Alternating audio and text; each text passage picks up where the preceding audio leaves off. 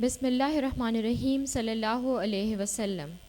Dear students, today we are conducting the first of 5 sessions on CAF 2 text practices. The timings for today's session is from 2 p.m. to 5:15 p.m. with necessary breaks which will be announced as needed.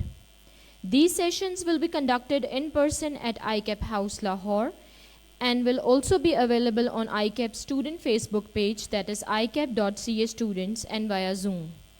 Students joining through Zoom can ask their questions using the question and answer box, while those participating through Facebook can use the comment section to ask their questions. The material being used today will be available through a link in the comment section of this video on our Facebook page. This link will be pinned for easy access by the students. We are lucky enough that we have Mr. Ali Imran with us for today's session of CAF 2. Mr. Ali Imran has 9 years of teaching experience. Initially, he started his career as a CFO in a pharmaceutical sector.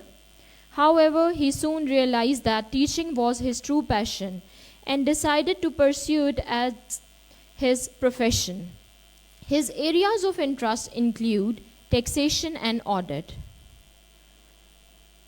Also, he is author of 2 books, that is, Tax Help Book with 11 editions and Audit Help Book with 3 editions.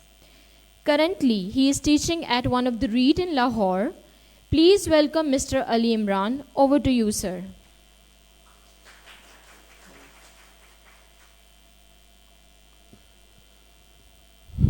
Bismillahirrahmanirrahim.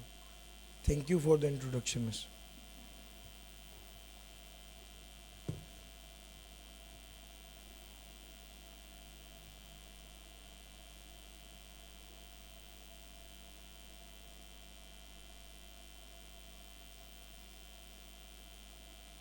यहाँ पे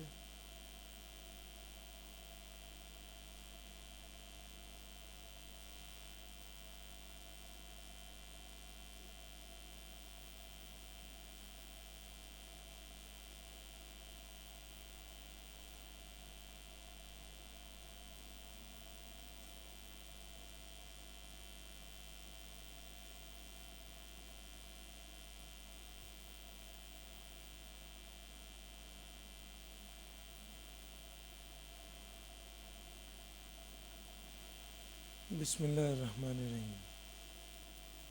اچھا بچوں، یہ 5 day session ہے اور میں بہت committed ہوں کہ میں اس ٹیکسٹ کے سلیبس میں میکسیمم چیزیں آپ لوگوں کو سکھا دوں اور بتا دوں. اس سیشن کو بہت اچھے سے یوٹیلائز کرنے کی ریسیپی اور فارمولا کیا ہے، میں پہلے وہ بتانا چاہتا ہوں. آپ لوگوں کو انشاءاللہ میں 95% آف دا کانٹینٹ کور کراؤں گا. آپ نے کرنا کیا ہے، آپ نے بیٹھنا ہے ایک نوٹ بک کے ساتھ اور نوٹ کرنا ہے کہ سر کیا کیا کہہ رہے ہیں. 3 طرح کی باتیں ہو سکتی ہیں. میں کوئی ایسی بات بتا رہا ہوں گا جو آپ کو پہلے پتہ ہوگی، دیٹ از گڈ. یا میں کوئی ایسی بات بتا رہا ہوں گا جو آپ نے پہلے نہیں سنی ہوگی، اس کو نوٹ کریں کہ یہ والی بات سکپ ہو گئی ہے. تیسرے نمبر پہ میں کچھ ایسی بات بتا رہا ہوں گا جو آپ کے مطابق کچھ اور ہوگی اور میں نے کچھ اور کہی ہے. بعض اوقات بتانے کا انداز مختلف ہوتا ہے، اس کی خیر ہے، لیکن بعض اوقات کانسیپٹ کا ہی ڈیفرنس ہوتا ہے، تو اس پر آپ نے الرٹ ہو جانا. آپ میں سے کوئی بھی بچہ، پورے پاکستان میں کوئی بھی بچہ جو مجھ سے سوال پوچھنا چاہتا ہے، اس کو ہم ایزی ایکسیس دیں گے سوال پوچھنے کی. سب سے پہلی بات تو یہ ہے کہ آپ یہ سوال ابھی فیس بک پر لائیو بھی پوچھ سکتے ہیں.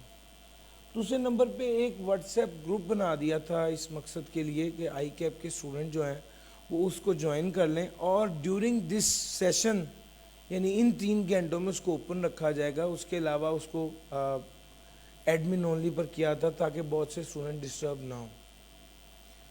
تو دوسرا پہلو یہ ہے کہ وہ واٹس ایپ گروپ کی آپشن اویلیبل ہوگی،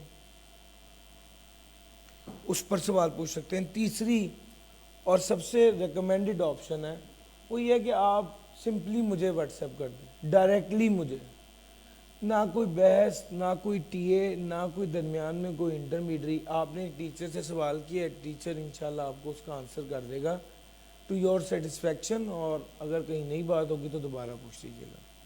میں لاسٹ ٹائم سر عنایت صاحب سے بات ہو گئی تھی تو اس ریفرنس سے اپنا کانٹیکٹ ڈیٹیل شیئر کر رہا ہوں صرف واٹس ایپ کے لیے, ٹھیک ہے.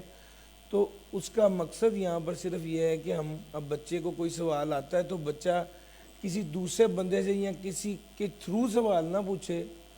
کہتے ہیں نا انڈائریکٹ ٹیکسٹ وہ ہوتا ہے جو تھرو انٹرمیڈری دیا جاتا ہے, درمیان میں کوئی تیسرا بندہ ہوتا ہے. نہیں سر, یہ ڈائریکٹ ہے, ٹھیک ہو گیا. آپ نے ڈائریکٹلی ایف بی آر کے پاس آنا ہے اور بعد مسئلہ حل کرنا ہے. سر سمجھ آ رہی ہے؟ تو میں آپ کو فار دا پرپز کہ آپ مجھ سے سوال پوچھ سکیں ڈائریکٹلی اور بینیفٹ لے سکیں, کانٹیکٹ ڈیٹیل شیئر کر رہا ہوں. آلدو میں ہر بار اس کو کرتا ہوں اور فار اسٹوڈنٹ بینیفٹ, یہ صرف اس کا مقصد ہے. آپ واٹس ایپ کریں گے تو میرے لیے آسانی رہے گی, کیونکہ فوری طور پہ اگر بندہ نہ بات کو سن سکے تو کم سے کم واٹس ایپ پر ایک ریکارڈ آ جاتا ہے اور اس کے بعد اس کا فائدہ آپ اٹھا سکتے ہیں. دوسرے نمبر پہ آپ نے کتاب کھولی ہوئی ہے تو ٹاپک کو ٹک کرنا ہے, یہ آ گیا سمجھ, ٹاپک کو کوشچن مارک لگانا ہے, یہ بات کچھ ہضم نہیں ہوئی, اور چلتے رہنا ہے. اچھا, جو بچے یہ چاہتے ہیں کہ وہ ٹریک کر سکیں کہ سر کیا کیا چیز کہاں کہاں سے پڑھا رہے ہیں, تو یہ ریویژن سیشن تھوڑا سا فاسٹ ہوتا ہے. آپ ٹریک بھی کر سکیں گے جب آپ اس کی ریکارڈنگ دیکھ رہے ہوں گے, لیکن اس کی آپٹیمم یوٹیلیٹی یہ ہے کہ بالکل آرام سے بیٹھنا بالکل چل ہے آپ نے, اور کرنا کیا ہے, یہ بات سر جو بول رہے ہیں یہ آپ کو ہضم ہو رہی ہے یا نہیں ہو رہی. اگر ہضم ہو رہی ہے تو ٹھیک ہے, آرام سے بیٹھے رہیں, اور اگر ہضم نہیں ہو رہی تو اس کو نوٹ کر لیں اور بعد میں سوال پوچھ لیں. یہ آپٹیمم طریقہ ہے اس کا. کیا پتہ آپ جب بات آپ کو ہضم نہیں ہوئی, بعد میں آپ آرام سے اس کی کتاب پڑھیں تو آپ کو وہ بات سمجھ آ جائے کہ یس یہ تو یہی بات ہے جو سر کہہ رہے ہیں. اور ایسا بھی ہو سکتا ہے کہ وہ بات آپ کو سمجھ میں نہیں آئی, آپ نے کتاب پڑھی تو آپ کنفیوز ہو گئے. کنفیوژن میں نہیں رہنا. اس کنفیوژن کو دور کرنے کے لیے میں نے آپ کو ایک ڈائریکٹ نمبر اس لیے دے دیا تاکہ آپ کے کوشچنز ہوں اور ہم اسے ایڈریس کر سکیں. شروع کریں سر آج کا کام. آج کا ہر ایک کلاس میں 2 سیشنز ہوتے ہیں. میں نے سیشن پلانر آپ لوگوں کے ساتھ آلریڈی شیئر کیا ہوا ہے. ایک واٹس ایپ گروپ کا لنک جو ہے وہ بھی میں چاہوں گا کہ وہ شیئر ہو جائے. وہ جو فیس بک میں لائیو آ رہا ہے وہاں پر واٹس ایپ گروپ کا لنک شیئر کر دیجئے. اس سے وہ بچے اس کو جوائن کر لیں گے, پلانر بھی پتہ چل جائے گا. جو کانٹینٹ میں یوز کروں گا وہ سارے کا سارا آپ لوگوں کے لیے اویلیبل ہوگا. واٹس ایپ گروپ کی ڈسکرپشن میں جی ڈرائیو کا لنک ہوگا, اس لنک پر جائیں گے تو آپ کو ساری day wise slides, data, content, video, links, جو چیز میں کمٹ کروں گا انشاءاللہ وہ پرووائڈ کر رہا ہوں گا. پڑھنا آرام سے تسلی سے ہے. جلدی میں یاد کریں آپ کچھ پک نہیں کر پائیں گے. آپ نے ریلیکس بیٹھنا ہے, بس آپ نے اس کو ٹریک نہیں اس وقت کرنا. آپ نے صرف ذہن میں سوچنا ہے یہ بات سمجھ آتی ہے نہیں آتی. ٹریک کرنے کی جگہ اس کو مارک کر لیجئے تاکہ آپ ساری باتیں تسلی سے سمجھ سکیں. بسم اللہ الرحمن الرحیم. ہم نے اپنی آج کی بات شروع کرنی ہے. انٹروڈکشن والی سلائیڈ میں نے سکپ کر دی, وہ میم نے پہلے ہی انٹروڈکشن دے دیا ہے, بس وہ کافی ہے. البتہ ہم سب سے پہلے سبجیکٹ کو پکڑ لیتے ہیں. سر آپ کے آئی کیپ کے اس پیپر میں KF2 میں گیم کیا ہے؟ چیپٹر 1 2 3 3 چیپٹرز ہیں. اس کی ایک علیحدہ سے اس نے سلاٹ دی ہوئی ہے. پچھلی 20 اٹیمپٹس میں سے کبھی ایسے نہیں ہوا کہ اس ایریا میں سے سوال نہ آیا ہو. آئے گا, آنا ہے. آلدو اوور دا پیریڈ ہم نے دیکھا ہے ویٹیج کم ہو گئی ہے. میں نے وہ 15 سال یا 10 سال یا 10 اٹیمپٹس کی بجائے کیا کیا ہے, لیٹسٹ 4 اٹیمپٹ کا ٹرینڈ آپ کے سامنے رکھا ہے. اگر اسیس کروں تو سپرنگ 22, آٹم 22, 23, سپرنگ 23, آٹم 23 اور سپرنگ 24 یہ اب تک ہوئے ہیں. آٹم 24 میں اس وقت ہم موجود ہیں. آپ غور کیجئے کہ ٹرینڈ کیا چل رہا ہے یہ بھی یہاں سے دیکھا جا سکتا ہے، اور اس ایریا سے آنا کتنا ہے اوور آل یہ بھی دیکھا جا سکتا ہے. دیکھیے اسپرنگ 24 میں سے بھی کیا کہتے ہیں چیپٹر 1 اور 3 آیا، آٹم 23 میں بھی چیپٹر 1 اور 3 آیا، اور اسپرنگ 23 میں بھی چیپٹر 3 آیا ہے. تو ٹیکنیکلی ہم یہ بھی ایزیوم کر سکتے ہیں اس میں سے کسی ایریا سے بھی سوال آ سکتا ہے. کوئی چیپٹر اس میں سے ہم سکپ نہیں کر سکتے، البتہ ہر چیپٹر میں کچھ ایریاز ہیں جو زیادہ امپورٹنٹ ہیں، اس کو کور کرنا چاہیے.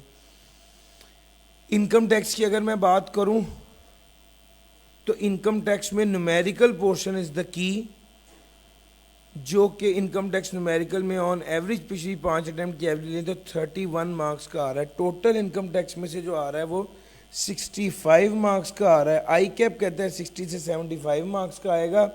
ایکچوئل میں ہم جب اس کو دیکھتے ہیں تو یہ 65 مارکس بن رہے ہیں، اور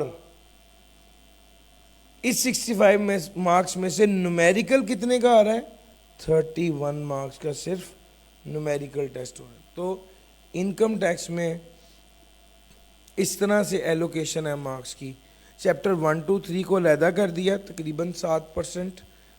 انکم ٹیکس میں 60 سے 75% آئی کیپ کہہ رہا ہے، لیکن ہم پچھلے 5 باریوں کی ایوریج دیکھیں تو وہ 65% بنتا ہے. اور سیلز ٹیکس میں آئی کیپ کہتا ہے 20 to 30%، لیکن پچھلی 5 اٹیمپٹ کا دیکھیں تو 27% آ رہا ہے. اندازہ یہ ہوا کہ سیلز ٹیکس جو کہ صرف 3 چیپٹرز ہیں اس میں سے 27 مارکس کی ایوریج ہے، پچھلی بار تو 30 مارکس کا ہی آ گیا. تو اگر آپ میں سے کسی نے ٹیکس کو پکڑنا ہے تو سیلز ٹیکس از دا کی، یہاں سے پکڑیں.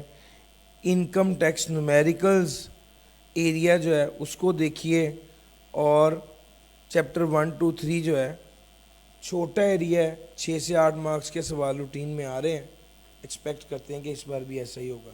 ایک اوور آل انالیسز ہے کہ آپ کس، یعنی اس شیٹ کو بنانے کا اگر مجھ سے پوچھیں کہ سر اس شیٹ کو بنانے کا فائدہ کیا ہوگا، تو میں یہ کہوں گا کس ایریا پر کتنا زور لگانا ہے یہ آپ کو پتہ چل جائے گا اس شیٹ سے، کس ایریا پر کتنی ایفرٹ کرنی ہے.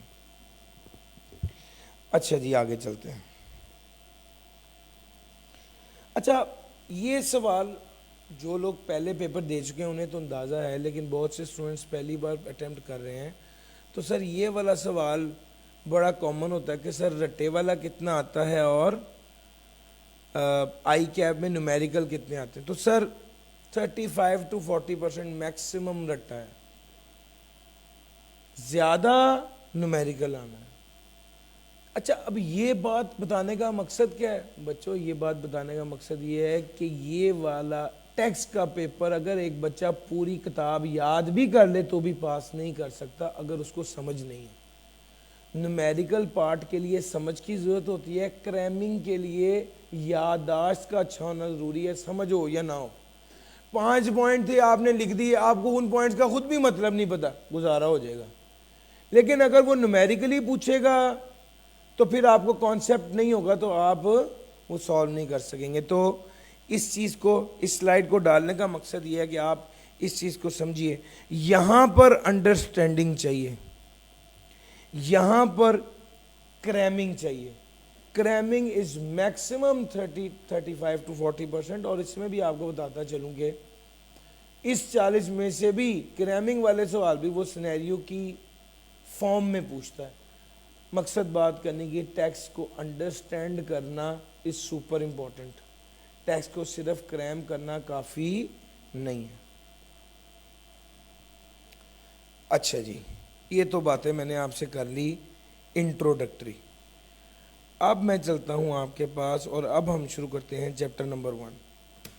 میں نے آپ کو بتایا ریویژن میں بہت سی باتیں ہوں گی، لیکن بات تسلی کے ساتھ آپ نے سننی ہے اور میں نے کرنی ہے، تاکہ میں آپ کو وہ پوائنٹ پہنچا سکوں اور آپ اسے پک کر سکیں. بس ٹریک نہیں کرنا، کیونکہ اس میں پھر آپ اگلی بات مس کر دیں گے. سر جی ٹیکس کیا ہوتا ہے؟ ٹیکس کیا ہوتا ہے؟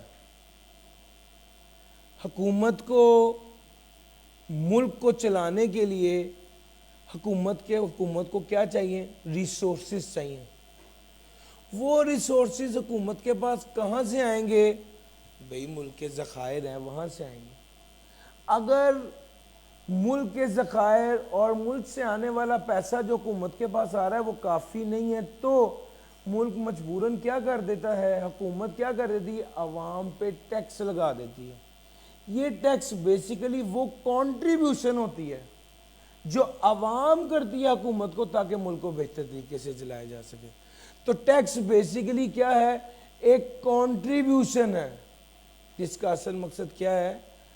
یہ ٹیکس ایک کنٹریبیوشن ہے جو عوام کرتی ہے حکومت کو تاکہ ملک کے اخراجات پورے ہو سکیں. یہ بالکل ایسا ہی ہے جو گھر کا بچہ بڑا ہو جاتا ہے وہ ابو کو پیسے دینے لگ جاتا ہے کہ ابو گھر کا نظام آپ چلائیں.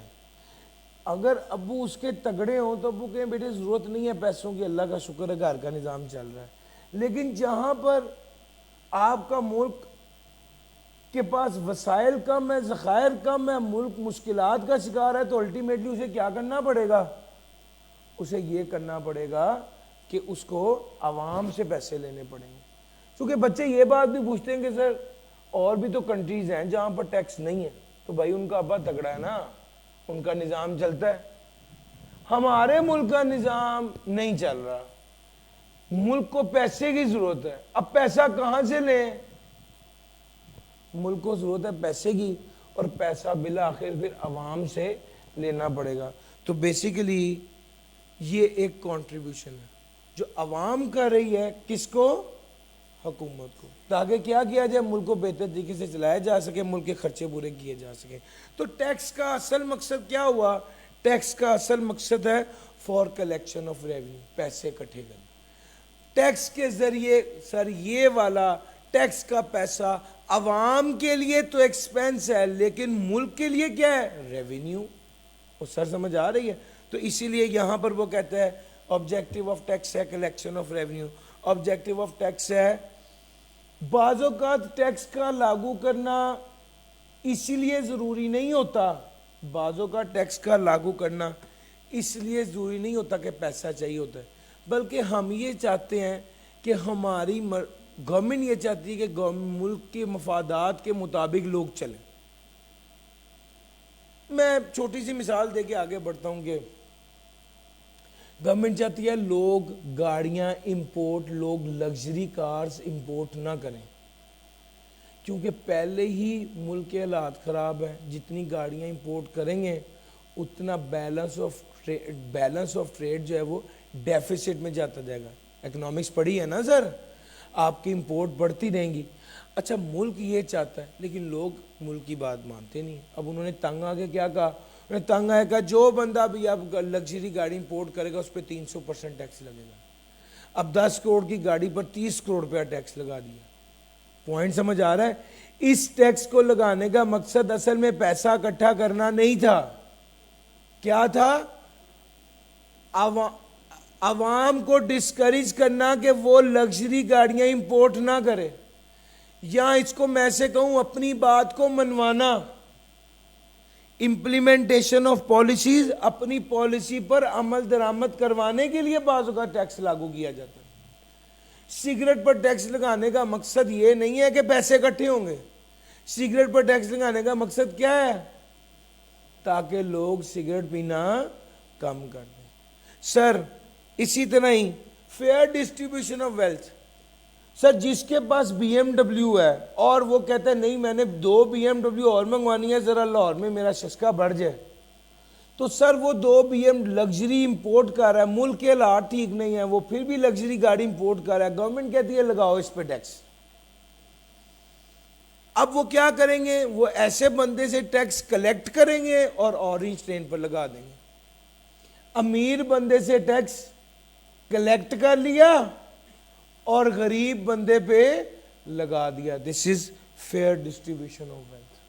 تو بھائی بعض اوقات ٹیکس کا پرائمری پرپز ہے پیسہ اکٹھا کرنا، لیکن بعض اوقات ٹیکس پیسہ اکٹھا کرنے کے لیے نہیں ہوتا بلکہ اپنی بات منوانے کے لیے لاگو کیا جاتا ہے یا ویلتھ کی فیئر ڈسٹریبیوشن کے لیے کیا جاتا ہے.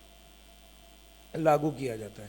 اچھا جناب, اس نے کہا کچھ ایسے non revenue objective of tax کی بات کرنے لگا ہوں. جی اب ہم کیا بات کرنے لگے ہیں؟ ٹیکس لاگو کرنے کا مقصد other than revenue. Point number 1, national objective of social and economic development. Sir ji پہلا مقصد ہے معاشی, سوشل معاشرتی, اکنامک معاشی. یہی گاڑی کی اگزامپل دے کے سمجھاؤں گا. سر جب آپ بی ایم ڈبلیو کی امپورٹ پہ ٹیکس لگا رہے ہیں تو مقصد کیا ہے؟ امیر آدمی سے پیسے لیے جائیں, غریب آدمی پر خرچ کیا جائے. اس سے الٹیمیٹلی کیا ہوگا؟ سوشل ڈیولپمنٹ ہوگی, غریب آدمی کو سپورٹ ملے گی. جی دوسرے نمبر پہ جب آپ زیادہ ٹیکس لگا رہے ہیں تو اس سے کیا ہوگا؟ Economic development. جب آپ زیادہ ٹیکس لگائیں گے اور لوگ زیادہ گاڑیاں امپورٹ نہیں کریں گے تو اس سے کیا ہوگا؟ اکنامک. سر unnecessary گڈس کی امپورٹ بڑھے گی نا, this will lead to economic development. تو ٹیکس لاگو کرنے کا مقصد سوشل اور اکنامک ڈیولپمنٹ ہوتا ہے. کیسے؟ بعض اوقات آپ کمزور انٹرپرائز کی مدد کرنے کے لیے ٹیکس لاگو کرتے ہیں, ٹیکس معاف کر دیتے ہیں, لاگو نہیں کرتے, ٹیکس معاف کر دیتے ہیں. ٹیکس ایگزیمپشن کہتے ہیں ٹیکس معافی کو, ٹیکس کریڈٹ کہتے ہیں ٹیکس میں کمی کو. یہ دونوں ٹرمز یاد رکھیے گا, ٹیکس ایگزیمپشن ٹیکس معافی, ٹیکس کریڈٹ ٹیکس میں کمی. سر جی لوکل انڈسٹری کو پروٹیکٹ کرنے کے لیے آپ نے دیکھا کہ گاڑیاں جاپان سے دڑا دڑ آ رہی ہیں, آپ نے جاپان کی امپورٹ پر زیادہ ٹیکس لگا دیا تاکہ جاپانی گاڑی امپورٹ نہ اور لوکل گاڑی بکے. کیا میرا پوائنٹ سمجھ آ رہا ہے؟ آپ بعض اوقات اپنی لوکل انڈسٹری کو پروٹیکٹ کرنے کے لیے بھی ٹیکس لگاتے ہیں. بعض اوقات ٹیکس ایگزمپٹ کر دیتے ہیں جب حالات کووڈ کے اندر انڈسٹریز پہ, بہت سی انڈسٹریز پہ ٹیکس ایگزمپٹ کر دیا گیا, ملک کی حالات خراب تھے, انڈسٹری بند ہو جائے گی سر اور لوگ بے روزگار ہو جائیں گے سر. اس چیز کو ملک کی بہتری کے لیے سر ایکسپورٹ کو انکریج کرنا تاکہ ملک کے حالات بہتر ہوں, تاکہ بیلنس آف ٹریڈ بہتر ہو. ہم ایکسپورٹ کو انکریج کرنے کے لیے کیا کرتے ہیں؟ ایکسپورٹ پہ ٹیکس معاف کر دیتے ہیں. سر اس سے کیا ہوگا الٹیمیٹلی؟ اچھا بارگیننگ ٹول کے طور پہ استعمال کرتے ہیں, یعنی ہم یہ کہتے ہیں بھائی جو ٹیکس معاف کیا زیادہ سے زیادہ ایکسپورٹ کرو. Sir counter effect of inflation, inflation کے افیکٹ کو کاؤنٹر کرنا, یہ اگلا پوائنٹ ہے. 100 روپے کی چیز ہے, اس کے اوپر 18 روپے کا ٹیکس لگا, کتنے کی ہو گئی؟ 118 کی مارکیٹ میں بک رہی ہے. اچھا اب اس کی قیمت بڑھ گئی, اس کی قیمت ہو گئی 200, سوری اس کی قیمت ہو گئی 110. اب گورنمنٹ چاہتی ہے کہ عوام پر مزید بوجھ نہ پڑے, قیمت تو بڑھ گئی ہے, تو گورنمنٹ کیا کرے گی؟ جو ٹیکس ہے وہ 18 سے کم کر کے 8 کر دے گی تاکہ قیمت برابر رہے. آپ نے غور کیا کہ انفلیشن کے افیکٹ کو کاؤنٹر کیسے کیا ہے ٹیکس نے؟ ٹیکس کو ٹول کے طور پہ, حربے کے طور پہ استعمال کیا ہے تاکہ پرائس کو بڑھنے سے روکا جا سکے. ٹیکس کو حربے کے طور پہ استعمال کیا ہے تاکہ ایکسپورٹ کو بڑھایا جا سکے. ٹیکس کو حربے کے طور پہ استعمال کیا ہے تاکہ اپنی انڈسٹری کو پروٹیکٹ کریں. ٹیکس کو حربے کے طور پہ استعمال کیا ہے تاکہ اپنی انڈسٹری کو بچائیں اور ٹیکس ایگزمپٹ کریں. یار آپ غور کر رہے ہو ہر پوائنٹ پر؟ سر جی میں کیا کہہ رہا ہوں؟ ٹیکس کو بچا رہا ہوں, اپنے ٹیکس کے ٹول کو استعمال کر رہا ہوں تاکہ اپنے ملک کے فائدے کا کوئی فیصلہ کر سکوں. سر امیر آدمی پر زیادہ ٹیکس لگا کر غریب آدمی پر ٹیکس معاف کر دینا تاکہ اور امیر آدمی سے جو پیسہ ملے گا وہ غریب آدمی پر خرچ کرنا. سر یہ کیا ہے؟ To reduce inequality. اچھا جس چیز کو پرموٹ کرنا ہوتا ہے اس کے لیے ٹیکس کیا کہہ دیتے ہیں؟ معاف کر دیتے ہیں. ٹیکس کریڈٹ, ٹیکس ایگزمپشن, یہ دونوں ٹرمز استعمال ہوتی ہیں جب ہم نے ٹیکس کو پرموٹ کرنا ہوتا ہے, انکریج جب ہم نے اس آئٹم کو, اس ایکٹیویٹی کو انکریج کرنا ہوتا ہے. اب ذرا دیکھیے گا، سائنس کو انکریج کرنا ہے، انوینشن کو انکریج کرنا ہے، ایجوکیشنل ایکٹیویٹی کو انکریج کرنا ہے، ٹریننگ کو انکریج کرنا ہے، یہ سارے خرچوں کو انکریج کرنا ہے، تو ہم کیا کر دیں گے؟ ہم وہ کہتے ہیں اس میں ٹیکسز نہیں ہوں گے۔ دوسرے نمبر پہ اگر آج آپ انکم فرام بزنس پڑھ کے بیٹھے ہوئے تو میں تھوڑی سی بات اور بتاتا ہوں، ورنہ جب چیپٹر 1 پڑھاتے ہیں نا اس وقت میں یہ والی بات نہیں بتا پاتا۔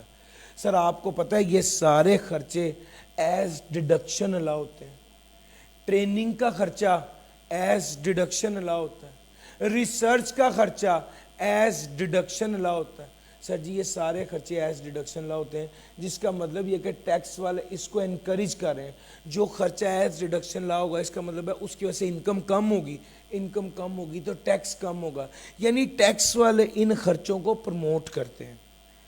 سر پرائس ڈسکریمنیشن، لاہور میں ایک چیز کی قیمت ہے 100 روپے، ملتان میں ایک چیز کی قیمت ہے 110 روپے۔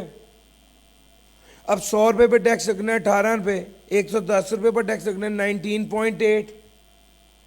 اب گورنمنٹ کہتی ہے کہ پرائس ڈسکریمنیشن کو ختم کرنے کے لیے بھی ٹیکس کو ٹول کے طور پہ استعمال کریں گے۔ کیسے؟ ہم یہ کہیں گے کہ ملتان میں ٹیکس جو ہے وہ کتنا کر دو، 19.8 کی بجائے 8 روپے ٹیکس کر دو، تاکہ ملتان میں بھی چیز 118 کی بکے اور لاہور میں بھی 118 کی بکے۔ پرائس ڈسکریمنیشن، مختلف جگہوں پر مختلف پرائس چارج کرنا، دس از پرائس ڈسکریمنیشن۔ اس کو ختم کیسے کیا؟ جہاں پر پرائس زیادہ ہے وہاں پر ٹیکس کم کر دیا۔ سچی پوائنٹ سمجھ آ رہا ہے؟ سو دس از نان ریونیو آبجیکٹو۔ اور انڈیزائربل سیکٹرز میں نے اگزامپل دی سگریٹ کی۔ ڈاکومنٹیشن آف اکانومی، سر جی یہ ایک کانسیپٹ ہے۔ گورنمنٹ کہتی ہے جو ٹرانزیکشن کر رہے ہو بینکنگ چینل کے ذریعے کرو، تاکہ اس کا ریکارڈ رہے، تاکہ اس کی ڈاکومنٹیشن ہو۔ اگر آپ بڑی ٹرانزیکشن کر رہے ہو اور وہ بینکنگ چینل کے ذریعے نہیں کرو گے تو ٹیکس والے اس کو الاؤڈ ایز ڈیڈکشن نہیں کریں گے۔ سر جی یہ اگلی بات ہے ڈاکومنٹیشن آف اکانومی کی۔ اور دوسرے نمبر پہ اگر کوئی ٹرانزیکشن ہے اور وہ آپ کیش میں کر رہے ہو، بینکنگ چینل کے ذریعے نہیں کر رہے، تو ٹیکس والے اس کو انکم ٹریٹ کر دے گا اور آپ پر ٹیکس لگا دے گا۔ انکم فرام ادر سورس میں ہم نے بڑی ڈیٹیل میں پڑھنا ہے، اور آپ لوگ جو ریوین کلاس ہے تو زوم کر رہا ہوں کہ آپ نے پہلے پڑھا ہوا ہے، تو آپ نے پڑھا ہوگا کہ جناب ایڈوانسز ہیں، گفٹ ہیں، لون ہیں، یہ اماؤنٹس آپ نے، deposit for issuance of share ہے، اگر یہ والی اماؤنٹ آپ نے کیش میں وصول کیا ہے تو اسے انکم ٹریٹ کریں گے اور ٹیکس لگا دیں گے۔ سر جی یہ والی بات اصل میں اس رول کی اپلیکیشن ہے جو ہم انکم فرام ادر سورس میں پڑھتے ہیں چیپٹر 10۔ ریسرچ اینڈ ڈیولپمنٹ کو انکریج کیا جاتا ہے، اس پر ٹیکس کریڈٹ ملتا ہے۔ سر جی یہ نان ریونیو آبجیکٹیوز میں نے یہ سارے پڑھا دیے۔ چیپٹر 1 میں اگر آج تک کبھی 10 بار سوال آیا ہے تو 7 بار سوال اس ایریا میں سے ہے جو میں نے بڑی ڈیٹیل میں آپ کو کور کروا دیا ہے۔ Tax as a mean for development, اب میں آگے چل رہا ہوں sir. Tax as a mean for development, government کچھ ایریاز کو اکنامک زون اور ٹیکس فری زون قرار دے دیتی ہے، اکنامک زون اور ٹیکس فری زون قرار دے دیتی ہے، اور وہاں پر جو بندہ کام کرتا ہے، وہاں پر جو بندہ بزنس کرتا ہے اس کو ٹیکس کا فائدہ دیا جاتا ہے۔ تو بھائی اس سے کیا ہوگا؟ ٹیکس کو ٹول کے طور پہ استعمال کریں گے تاکہ وہ ایریا، وہ اکانومی ڈیولپ کرے۔ اب کوئی انڈر ڈیولپڈ ایریا میں ٹیکس کو اس کو اکنامک زون یا فری اکنامک زون قرار دے دے، یا وہاں پر ٹیکس کریڈٹ مل جائے، تو اس سے وہ والا ایریا ڈیولپ ہو جائے گا۔ تو بھائی ٹیکس کو ٹول کے طور پہ استعمال کیا اکنامک ڈیولپمنٹ کے لیے۔ امیر آدمی پہ زیادہ ٹیکس لگائیں، اس سے ٹیکس اکٹھا کر کے غریب پر خرچ کریں۔ ٹیکس کو ٹول کے طور پہ استعمال کیا ڈیولپمنٹ کے لیے۔ سر لیس نیسیسری آئٹمز پر زیادہ ٹیکس لگائیں، لگژری آئٹم پر زیادہ ٹیکس لگائیں، جو آئٹم آلریڈی پاکستان میں بن رہی ہے اگر ویسی امپورٹ ہو رہی ہے تو اس پر زیادہ ٹیکس لگائیں تاکہ اپنے ملک کو فائدہ پہنچے، اس سے ڈیولپمنٹ ہوتی ہے۔ سر جو بندہ لنگر خانہ کھول رہا ہے اس کو ٹیکس ایگزیمپٹ کر دیں، اور جو بندہ لنگر خانے کو ڈونیٹ کر رہا ہے اس کو کیا کر دیں؟ ٹیکس کریڈٹ دے دیں۔ ڈونر کو ٹیکس کریڈٹ ملے گا, جو ڈونیٹ کر رہا ہے اس کو ٹیکس کریڈٹ ملے گا, تاکہ ملک میں یہ والا مزاج عام ہو, لوگ اور بھی ڈونیٹ کریں. اور جو بندہ خود یہ والا ادارہ کھول رہا ہے اس کو کیا کرتے ہیں, ٹیکس ایگزیمپشن کا مطلب ہے ٹیکس معافی, ٹیکس کیٹ کا مطلب ہے ٹیکس میں کمی, بتا چکا ہوں پہلے میں. اچھا جی, پاکستان ایگرو بیسڈ کنٹری ہے, ایگریکلچرل ایکٹیویٹی پہ ٹیکس نہیں لگے گا. لیں سر, ٹیکس ایز اے مین اور ڈیولپمنٹ, یہ بھی ایک دو بار آیا ہوا ہے, وہ بھی ڈسکس کر دیا. Basics of taxation laws, certainty, 2C 2E short cut ہے اس کا. فرسٹ سی سرٹینٹی. سرٹینٹی کا مطلب ہے one should be very clear کہ کتنا ٹیکس بنتا ہے. ٹیکس لینے والے اور ٹیکس دینے والے دونوں کو بڑا کلیئرلی پتا ہوگا کتنا ٹیکس جمع کرانا اور کتنا وصول کرنا. کنوینئنس, ٹیکس کی پیمنٹ کرنا آسان ہونی چاہیے. جس وقت ٹیکس کلیکٹ کرنا ہے, جس طرح ٹیکس کو کلیکٹ کرنا ہے یا ٹیکس کو پے کرنا ہے, دیٹ شوڈ بی کنوینئنٹ. آج آن لائن پیمنٹ ہو جاتی ہے ٹیکس کی, یہ کنوینئنس کی ایک مثال ہے. ایکویلٹی, سب لوگوں پر ٹیکس کے قانون ایکولی لائبل ہوں گے. اکانومی آف کلیکشن, ٹیکس کو کلیکٹ کرنا اتنا مہنگا نہیں ہونا چاہیے کہ ٹیکس کی کلیکشن ڈسکریج ہو جائے. لیکن principle of levy of tax, levy کہتے ہیں لاگو کرنا. Principle of levy of tax, sir ji اس کے 3 پرنسپل ہے. بینیفٹ پرنسپل, جو جتنا فائدہ اٹھائے اس کو اتنا زیادہ ٹیکس دینا چاہیے. جو ملک سے جتنا فائدہ اٹھا رہا ہے اس کو اتنا زیادہ ٹیکس دینا چاہیے. ایبلٹی ٹو پے پرنسپل کہتے ہیں نہیں, جس کی جتنی حیثیت ہے اس کے مطابق اس کو ٹیکس دینا چاہیے. جبکہ ایکول ڈسٹریبیوشن کہتے ہیں نہیں, فکس پرسنٹیج ہونی چاہیے, ہر بندے کو فکس پرسنٹیج کے مطابق 10% ٹیکس ہونا چاہیے. جس کی انکم 100 روپے ہے وہ بھی 10% ٹیکس دے, جس کی انکم کروڑ پہ ہے وہ بھی 10% ٹیکس دے, سمپل. تو یہ 3 تھا. جبکہ ایکول ڈسٹریبیوشن یہی کہتا ہے, یہی پروپورشنل ٹیکس بھی کہتا ہے.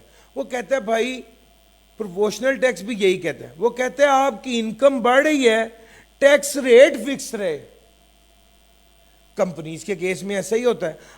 انکم, اب غور کرنا نتیجہ, انکم بڑھے, ٹیکس بڑھے, ٹیکس ریٹ فکس رہے, this is proportional tax, this is flat tax. یہی ایکول ڈسٹریبیوشن پرنسپل ہے. جبکہ پروگریسو ٹیکس کیا کہتا ہے, وہ کہتا ہے بھائی ایبلٹی ٹو پے پرنسپل کہتا ہے پروگریسو ہونا چاہیے, یعنی انکم بڑھ رہی ہے تو ٹیکس ریٹ بھی بڑھے اور الٹیمیٹلی اس سے ٹیکس بھی بڑھے. انکم بڑھ رہی ہے, ٹیکس بڑھے اور ٹیکس ریٹ بھی بڑھے. یہ second point. Third point, regressive tax. Regressive tax کہتا ہے آپ کی انکم بڑھ رہی ہے, ٹیکس فکس رہے, الٹیمیٹلی ٹیکس ریٹ کم ہو جائے. یہ بڑا ظلم ہے یار. انکم بڑھ رہی ہے, ٹیکس ریٹ فکس ہو, ہر بندے پہ ٹیکس کی اماؤنٹ فکس ہو اور ٹیکس ریٹ الٹا کم ہو جائے. یعنی انکم بڑھے, ٹیکس فکس رہے, ٹیکس کی اماؤنٹ کم ہو جائے. اب میری بات آرام سے سننا, جو بندہ جس کے پاس ایک بائک ہے اور وہ بڑی مشکل سے فیول مینیج کرتا ہے, جب وہ 1 لیٹر فیول ڈلواتا ہے تو اس کو بھی لیٹ سے 50 روپے کا ٹیکس دینا پڑتا ہے. اور جس کے پاس 70 BMW ہیں, وہ بھی جب ڈلواتا ہے فیول تو وہ بھی 1 لیٹر پہ اتنا ہی ٹیکس دیتا ہے جتنا بائک والا دیتا ہے. کہ ایسا ہونا چاہیے؟ نہیں ہونا چاہیے. اچھا, دونوں بندے 50 روپے ٹیکس دے رہے ہیں, لیکن امیر آدمی کے لیے 50 روپے کیا ہے, کچھ بھی نہیں ہے. غریب آدمی کے لیے شاید اس کی زیادہ امپورٹنس ہو. یہ والا جو ٹیکس ہے نا, یہ ظالم ٹیکس ہے. Sales tax is a regressive tax. Sales tax regressive tax ہے. آپ لوگوں نے پورا سیلز ٹیکس پڑھ لیا ہے, یہ بات بھی پتہ ہونی چاہیے. ریگریسو ٹیکس ہے. امیر بندہ ہو یا غریب بندہ ہو, سب پہ ایک جتنا ٹیکس لگتا ہے. وہ جو جوس آپ پیتے ہیں فار ایگزامپل, اس پہ پرنٹڈ پرائس دیکھیں, آپ کی انکم 10 روپے ہے, آپ کی انکم 100 روپے, آپ کی انکم 1 کروڑ پہ ہے, اس پرنٹڈ پرائس پر جتنا ٹیکس لگا ہوا ہے آپ وہی پے کریں گے. اب غریب آدمی کے لیے وہ زیادہ ہے, امیر آدمی کے لیے اس کی پرواہ ہی نہیں. پوائنٹ سمجھ آ رہا ہے؟ This is regressive tax. تو بھائی equal distribution principle, ability to pay اور ریگریسو ٹیکس, 3 طرح کے ٹیکسز ہیں. آپ کو میں نے بڑی ڈیٹیل میں بتا دی. اب آ گیا principle of sound taxation system. 2 bar he I cab نے پوچھا ہے. ایک اس نے عام کریکٹرسٹکس ہیں, اب وہ اتنے امپورٹنٹ نہیں ہے, یہ زیادہ امپورٹنٹ ہے, یہ پڑھاؤں گا. سب سے پہلے آ گیا فسکل ایڈیکویسی. وہ کہتا ہے ٹیکس کا نظام، ساؤنڈ کہتے ہیں اچھا، ساؤنڈ مائنڈ ہوتا ہے نا، پڑھا ہوا نا ساؤنڈ مائنڈ، جس کا دماغ صحیح کام کرتا ہو، ایک ان ساؤنڈ مائنڈ ہوتا ہے، ٹھیک ہو گیا نا. ہم ساؤنڈ یہاں پر کہہ رہے اچھے والا ٹیکس سسٹم کیسا ہونا چاہیے. اس نے کہا اچھے والا ٹیکس سسٹم ایسا ہونا چاہیے جس سے سر جی فسکل ایڈیکویسی، ایسا تو ہو کہ کم سے کم گھر کے خرچے چلائے، ایسا ہونا چاہیے نا. کم سے کم اتنا پیسہ تو ملک کمائے کہ ملک کے خرچے پورے ہوں، کم سے کم اتنا پیسہ تو لوگوں سے وصول کرے کہ ملک کے خرچے پورے ہوں. انفارچونیٹلی ٹیکس کے پیسے سے پاکستان کے خرچے پورے نہیں ہوتے تو پھر کیا کرنا پڑتا ہے آپ کو؟ I M F. سٹوری سنی ہے نا آئی ایم ایف کی، وہ مجبوراً جانا پڑتا ہے، اس لیے جو کہ ٹیکس سے جو کلیکشن ہو رہی ہے وہ ملک چلانے کے لیے کافی نہیں. تو بھائی فسکل ایڈیکویسی، ایسا ٹیکس کا نظام ہونا چاہیے کہ ملک کے خرچے پورے ہوں. سر دوسرے نمبر پہ ایکویلٹی، سب لوگوں کے لیے ایک جیسا نظام ہو. تیسرے نمبر پہ ایڈمنسٹریٹو فیزیبلٹی، ٹیکس ایسا ٹیکس کا نظام ہو جس کو بہت اچھے طریقے سے چلایا جا رہا ہو، ایڈمنسٹر کیا جا رہا ہو. اس میں وہ 3 باتیں کہتے ہیں. Tax should be clear and plain, آپ کہیں گے بھائی ایڈم اسمتھ بھی یہی کہتا ہے. Sir convenient as to time and manner, Adam Smith بھی یہی کہتا ہے. Not unduly burdensome to discourage business, یعنی اکانومی آف کلیکشن، یہ تینوں باتیں تو ایڈم اسمتھ والی ہیں. صرف ایک ہی بات نہیں ہے، ٹیکس کا نظام ایسا ہونا چاہیے جو کہ بہت ویل کوالیفائڈ لوگ اس کو لے کے چل رہے ہوں، جو تعداد میں بھی کافی ہوں اور قابلیت میں بھی. ایڈیکویسی کا مطلب ہے ان تعداد، اور ویل ٹرینڈ کا مطلب ہے قابلیت. یار میرا پوائنٹ پک کر رہے ہو، 2 بار پاس پیپر میں آیا ہے، اچھا سوال ہے یہ. کنسسٹنسی اینڈ کمپیٹیبلٹی، سر جی آپ کی اکانومی کے سسٹم میں، جو اکنامک سسٹم ہے پاکستان کا، اس میں ٹیکس کا نظام ایک ہی رول پلے کرتا ہے نا. اچھا پوائنٹ سمجھو، جو ٹیکس کی ڈائریکشن ہے وہی ڈائریکشن ہونی چاہیے نا اوور آل اکانومی کی بھی. اگر آپ کے ملک کا وزیر اعظم کہتا ہے بس بہت ہو گیا عوام پہ، اب ہم عوام کو ریلیف دیں گے، اور اگلے دن فیول کی پرائس 15 روپے بڑھ جاتی ہے، تو آپ کہیں گے یار ہے کی لوگ. اس کا مطلب ہے کہ اوور آل اکنامک کے گولز اور ٹیکس کے جو گولز ہیں وہ کیا ہونے چاہیے؟ ان لائن ہونے چاہیے اور کنسسٹنٹ ہونے چاہیے. Principle of sound taxation system آپ کو پڑھا دیا. اور اس چیپٹر کی آخری بات جو آپ کو میں نے پڑھانی ہے وہ ہے ڈائریکٹ ٹیکس اور انڈائریکٹ ٹیکس. بڑی آسان ہے. ڈائریکٹ ٹیکس وہ ہے جو ڈائریکٹلی ایف بی آر کو جمع کرایا جائے، انڈائریکٹ ٹیکس وہ ہے جو through intermediary F B R کو جمع کرایا جائے. ڈائریکٹ ٹیکس کی اگزامپل ہے income tax, wealth tax, corporation tax. اور انڈائریکٹ ٹیکس کی اگزامپل کیا ہے sir ji? Custom duty, sales tax, F E D. F E D اور کسٹم ڈیوٹی ہمارے سکوپ میں نہیں ہے، تھوڑا سا بتاؤں گا اتنا جتنا بس جس سے آپ کو سمجھ آ جائے کہ بھائی یہ 2 لائنیں ہی لکھنی ہیں.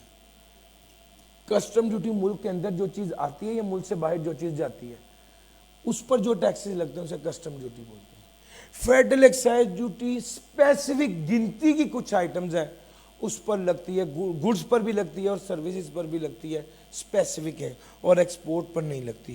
سیلز ٹیکس تو آپ کافی بار پڑھ بھی چکے ہیں، دوبارہ بتا دوں، سیلز ٹیکس گڈز اور سروسز پر لگتا ہے، امپورٹ پر بھی لگتا ہے، سپلائز پر بھی لگتا ہے 18% کے حساب سے.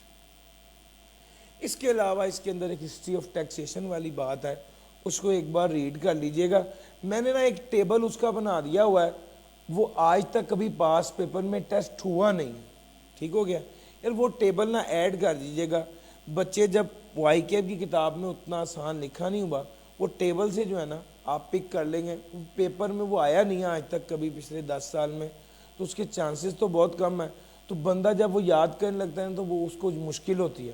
میں نے ایک ٹیبل بنا دیا ہوا ہے، آپ کے ساتھ شیئر ہو جائے گا، بس وہ ٹیبل ایک بار پڑھیں گے تو آپ کو سمجھ آ جائے گی انشاءاللہ. لیں سر، چیپٹر نمبر 1 از آل ڈن.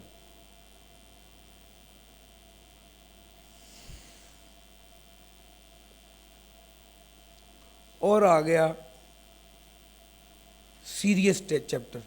یہ انٹروڈکشن تھا. ٹیکس کیا ہے میں نے آپ کو ابھی تک اس 20-22 منٹ میں کچھ بیس بنا دی.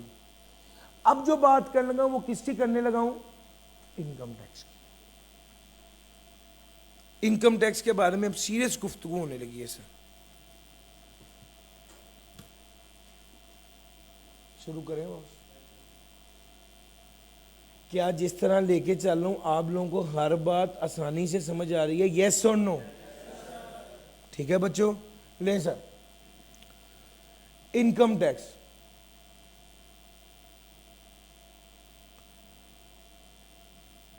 انکم پر جو ٹیکس لگتا ہے اسے انکم ٹیکس بولتے ہیں. اب سوال یہ ہے کہ سر انکم پہ ٹیکس, کون سی انکم؟ جو آپ پیسے کماتے ہیں. اچھا, اگلا سوال یہ پیدا ہوتا ہے کہ انکم ٹیکس تو ہمیں اکاؤنٹنگ میں پڑھی ہے, ایف اے آر 1 میں پڑھی ہے, جو پروفٹ اینڈ لاس سے کیلکولیٹ کر کے انکم نکالتے ہیں اس پہ tax. The answer is no. Income tax ordinance 2001 کے قانون کے مطابق جو انکم ہے اس پر ٹیکس انکم ٹیکس. اس کا مطلب ہے انکم جو کیلکولیٹ کرنی ہے وہ انکم ٹیکس آرڈیننس کے اصولوں کے مطابق کرنی ہے. اچھا چلیں, اگر یہ بات آپ کو سمجھ آ گئی تو اگلا سوال یہ پیدا ہوتا ہے کہ سر کتنے پیریڈ کی انکم پہ ٹیکس لگے گا؟ ہر مہینے کی انکم پہ ٹیکس لگے گا؟ The answer is no. ہر کوارٹر کی انکم پہ ٹیکس لگے گا؟ The answer is no. ہر سال کی انکم پہ ٹیکس لگے گا. ٹھیک ہو گیا. تو بھائی پیریڈ کتنا ہے؟ 1 سال ہے. انکم پہ ٹیکس لگا یعنی 1 سال کی انکم پر ٹیکس لگا. اچھا ٹھیک ہے, سال ہو گیا, اس کا مطلب ہے سال تو 1 جنوری سے 31 دسمبر تک کا سال ہوتا ہے. The answer is no. Normally tax میں جو سال ہوتا ہے وہ 1 جولائی سے 30 جون کا ہوتا ہے. نارمل ٹیکس ایئر 1 جولائی سے 30 جون کا پیریڈ کو کہتے ہیں نارملی. جب وہ کہہ دے ٹیکس ایئر, آپ کے ذہن میں کیا آنا چاہیے؟ 1 جولائی سے آپ کے ذہن میں کیا آنا چاہیے؟ 1 جولائی سے 30 جون. جب وہ آپ کو ٹیکس ایئر کہے کچھ نہ کہے, انڈرسٹوڈ ہے 1 جولائی سے 30 جون کی بات کر. اچھا جی, وہ آپ کو جب کہے کہ 15 جنوری کی بات کر رہا ہوں تو آپ کے ذہن میں فوراً آنا چاہیے اچھا اس کا مطلب ہے 6-6.5 مہینے گزر گئے ہیں. آپ کے دماغ میں بلٹ ان ہونا چاہیے کہ ٹیکس ایئر کا مطلب ہے 1 جولائی سے 30 جون, انلیس وہ آپ کو خود نہ کہہ دے special tax year. Special tax year کیا ہے؟ جو نارمل نہیں ہے. نارمل ٹیکس ایئر 12 ماہ کا پیریڈ 30 جون پہ ختم ہوتا ہے. اسپیشل ٹیکس ایئر 12 ماہ کا پیریڈ 30 جون پہ ختم نہیں ہوتا. 12 ماہ کا پیریڈ جو 30 جون پر ختم نہیں ہوتا وہ اسپیشل ٹیکس ایئر ہے. فار ایگزامپل 1 جنوری سے 31 دسمبر یہ اسپیشل ٹیکس ایئر ہے. 1 اپریل سے 31 مارچ یہ اسپیشل ٹیکس ایئر ہے. 1 اکتوبر سے 30 ستمبر یہ کیا ہے؟ Special tax year. Special tax year وہ سال ہے جو 30 جون پر ختم, 12 ماہ کا پیریڈ اور 30 جون پر ختم نہ ہو, یہ special tax year. Normal tax year کیا ہے بتا دیا, اسپیشل ٹیکس ایئر کیا ہے بتا دیا. سر اگر کسی بندے کا دل چاہتا ہے کہ وہ نارمل سے اسپیشل یا اسپیشل سے نارمل کی طرف جائے تو اسے کیا کرنا چاہیے؟ کوئی بندہ یہ چاہتا ہے کہ میرا نارمل ٹیکس ایئر ہے میں اسپیشل ٹیکس ایئر کی طرف چلا جاؤں, یا میرا اسپیشل ٹیکس ایئر ہے میں نارمل ٹیکس ایئر پہ آ جاؤں, تو میں کیا کروں گا؟ درخواست دینی پڑے گی. کس کو؟ کمشنر کو. کمشنر کیا دیکھے گا؟ واقعی کچھ جینون نیڈ ہے یا بس مذاق ہی کر رہے ہو. اگر کمشنر کو لگا واقعی جینون نیڈ ہے, کمشنر اجازت دے دے گا اور آپ ٹیکس ایئر اپنا نارمل سے اسپیشل یا اسپیشل سے نارمل کی طرف لیں گے. ہاں اگر کمشنر کو لگا کوئی کمپیلنگ نیڈ نہیں ہے تو کمشنر کہے گا چلو بھاگو کوئی نہیں. اب آپ کو برا لگے گا, آپ سوچیں گے اچھا یہ بات ہے تو میں تم سے اوپر جاتا ہوں. کمشنر سے اوپر کون ہے؟ بورڈ ہے. آپ نظر ثانی کی درخواست ریویو ریکویسٹ بورڈ کو دے دیں گے, بورڈ کا فیصلہ. سر سمجھ آ گئی؟ میں نے آپ کو 3 باتیں بتائی. نارمل ٹیکس ایئر بتا دیا, اسپیشل ٹیکس ایئر بتا دیا, نارمل سے اسپیشل, اسپیشل سے نارمل پہ جانے کا طریقہ بتا دیا. اگلی بات, اگر کوئی بندہ نارمل سے اسپیشل ٹیکس ایئر کی طرف چلا جاتا ہے, کمشنر نے اجازت دے دی ہے, اب دیکھو ہوگا کیا. ایک بندہ ہے اس کا ٹیکس ایئر تھا 1/7/2023 سے 30/6/2024, یہ نارمل ٹیکس ایئر تھا. وہ چاہتا ہے کمشنر کو جائے, کہتا ہے مجھے ایسا سال دے دیں جو 31 دسمبر پہ ختم ہوتا ہو. کمشنر نے کہا تمہیں اجازت ہے. تو اب 30 جون کے امیجیٹلی بعد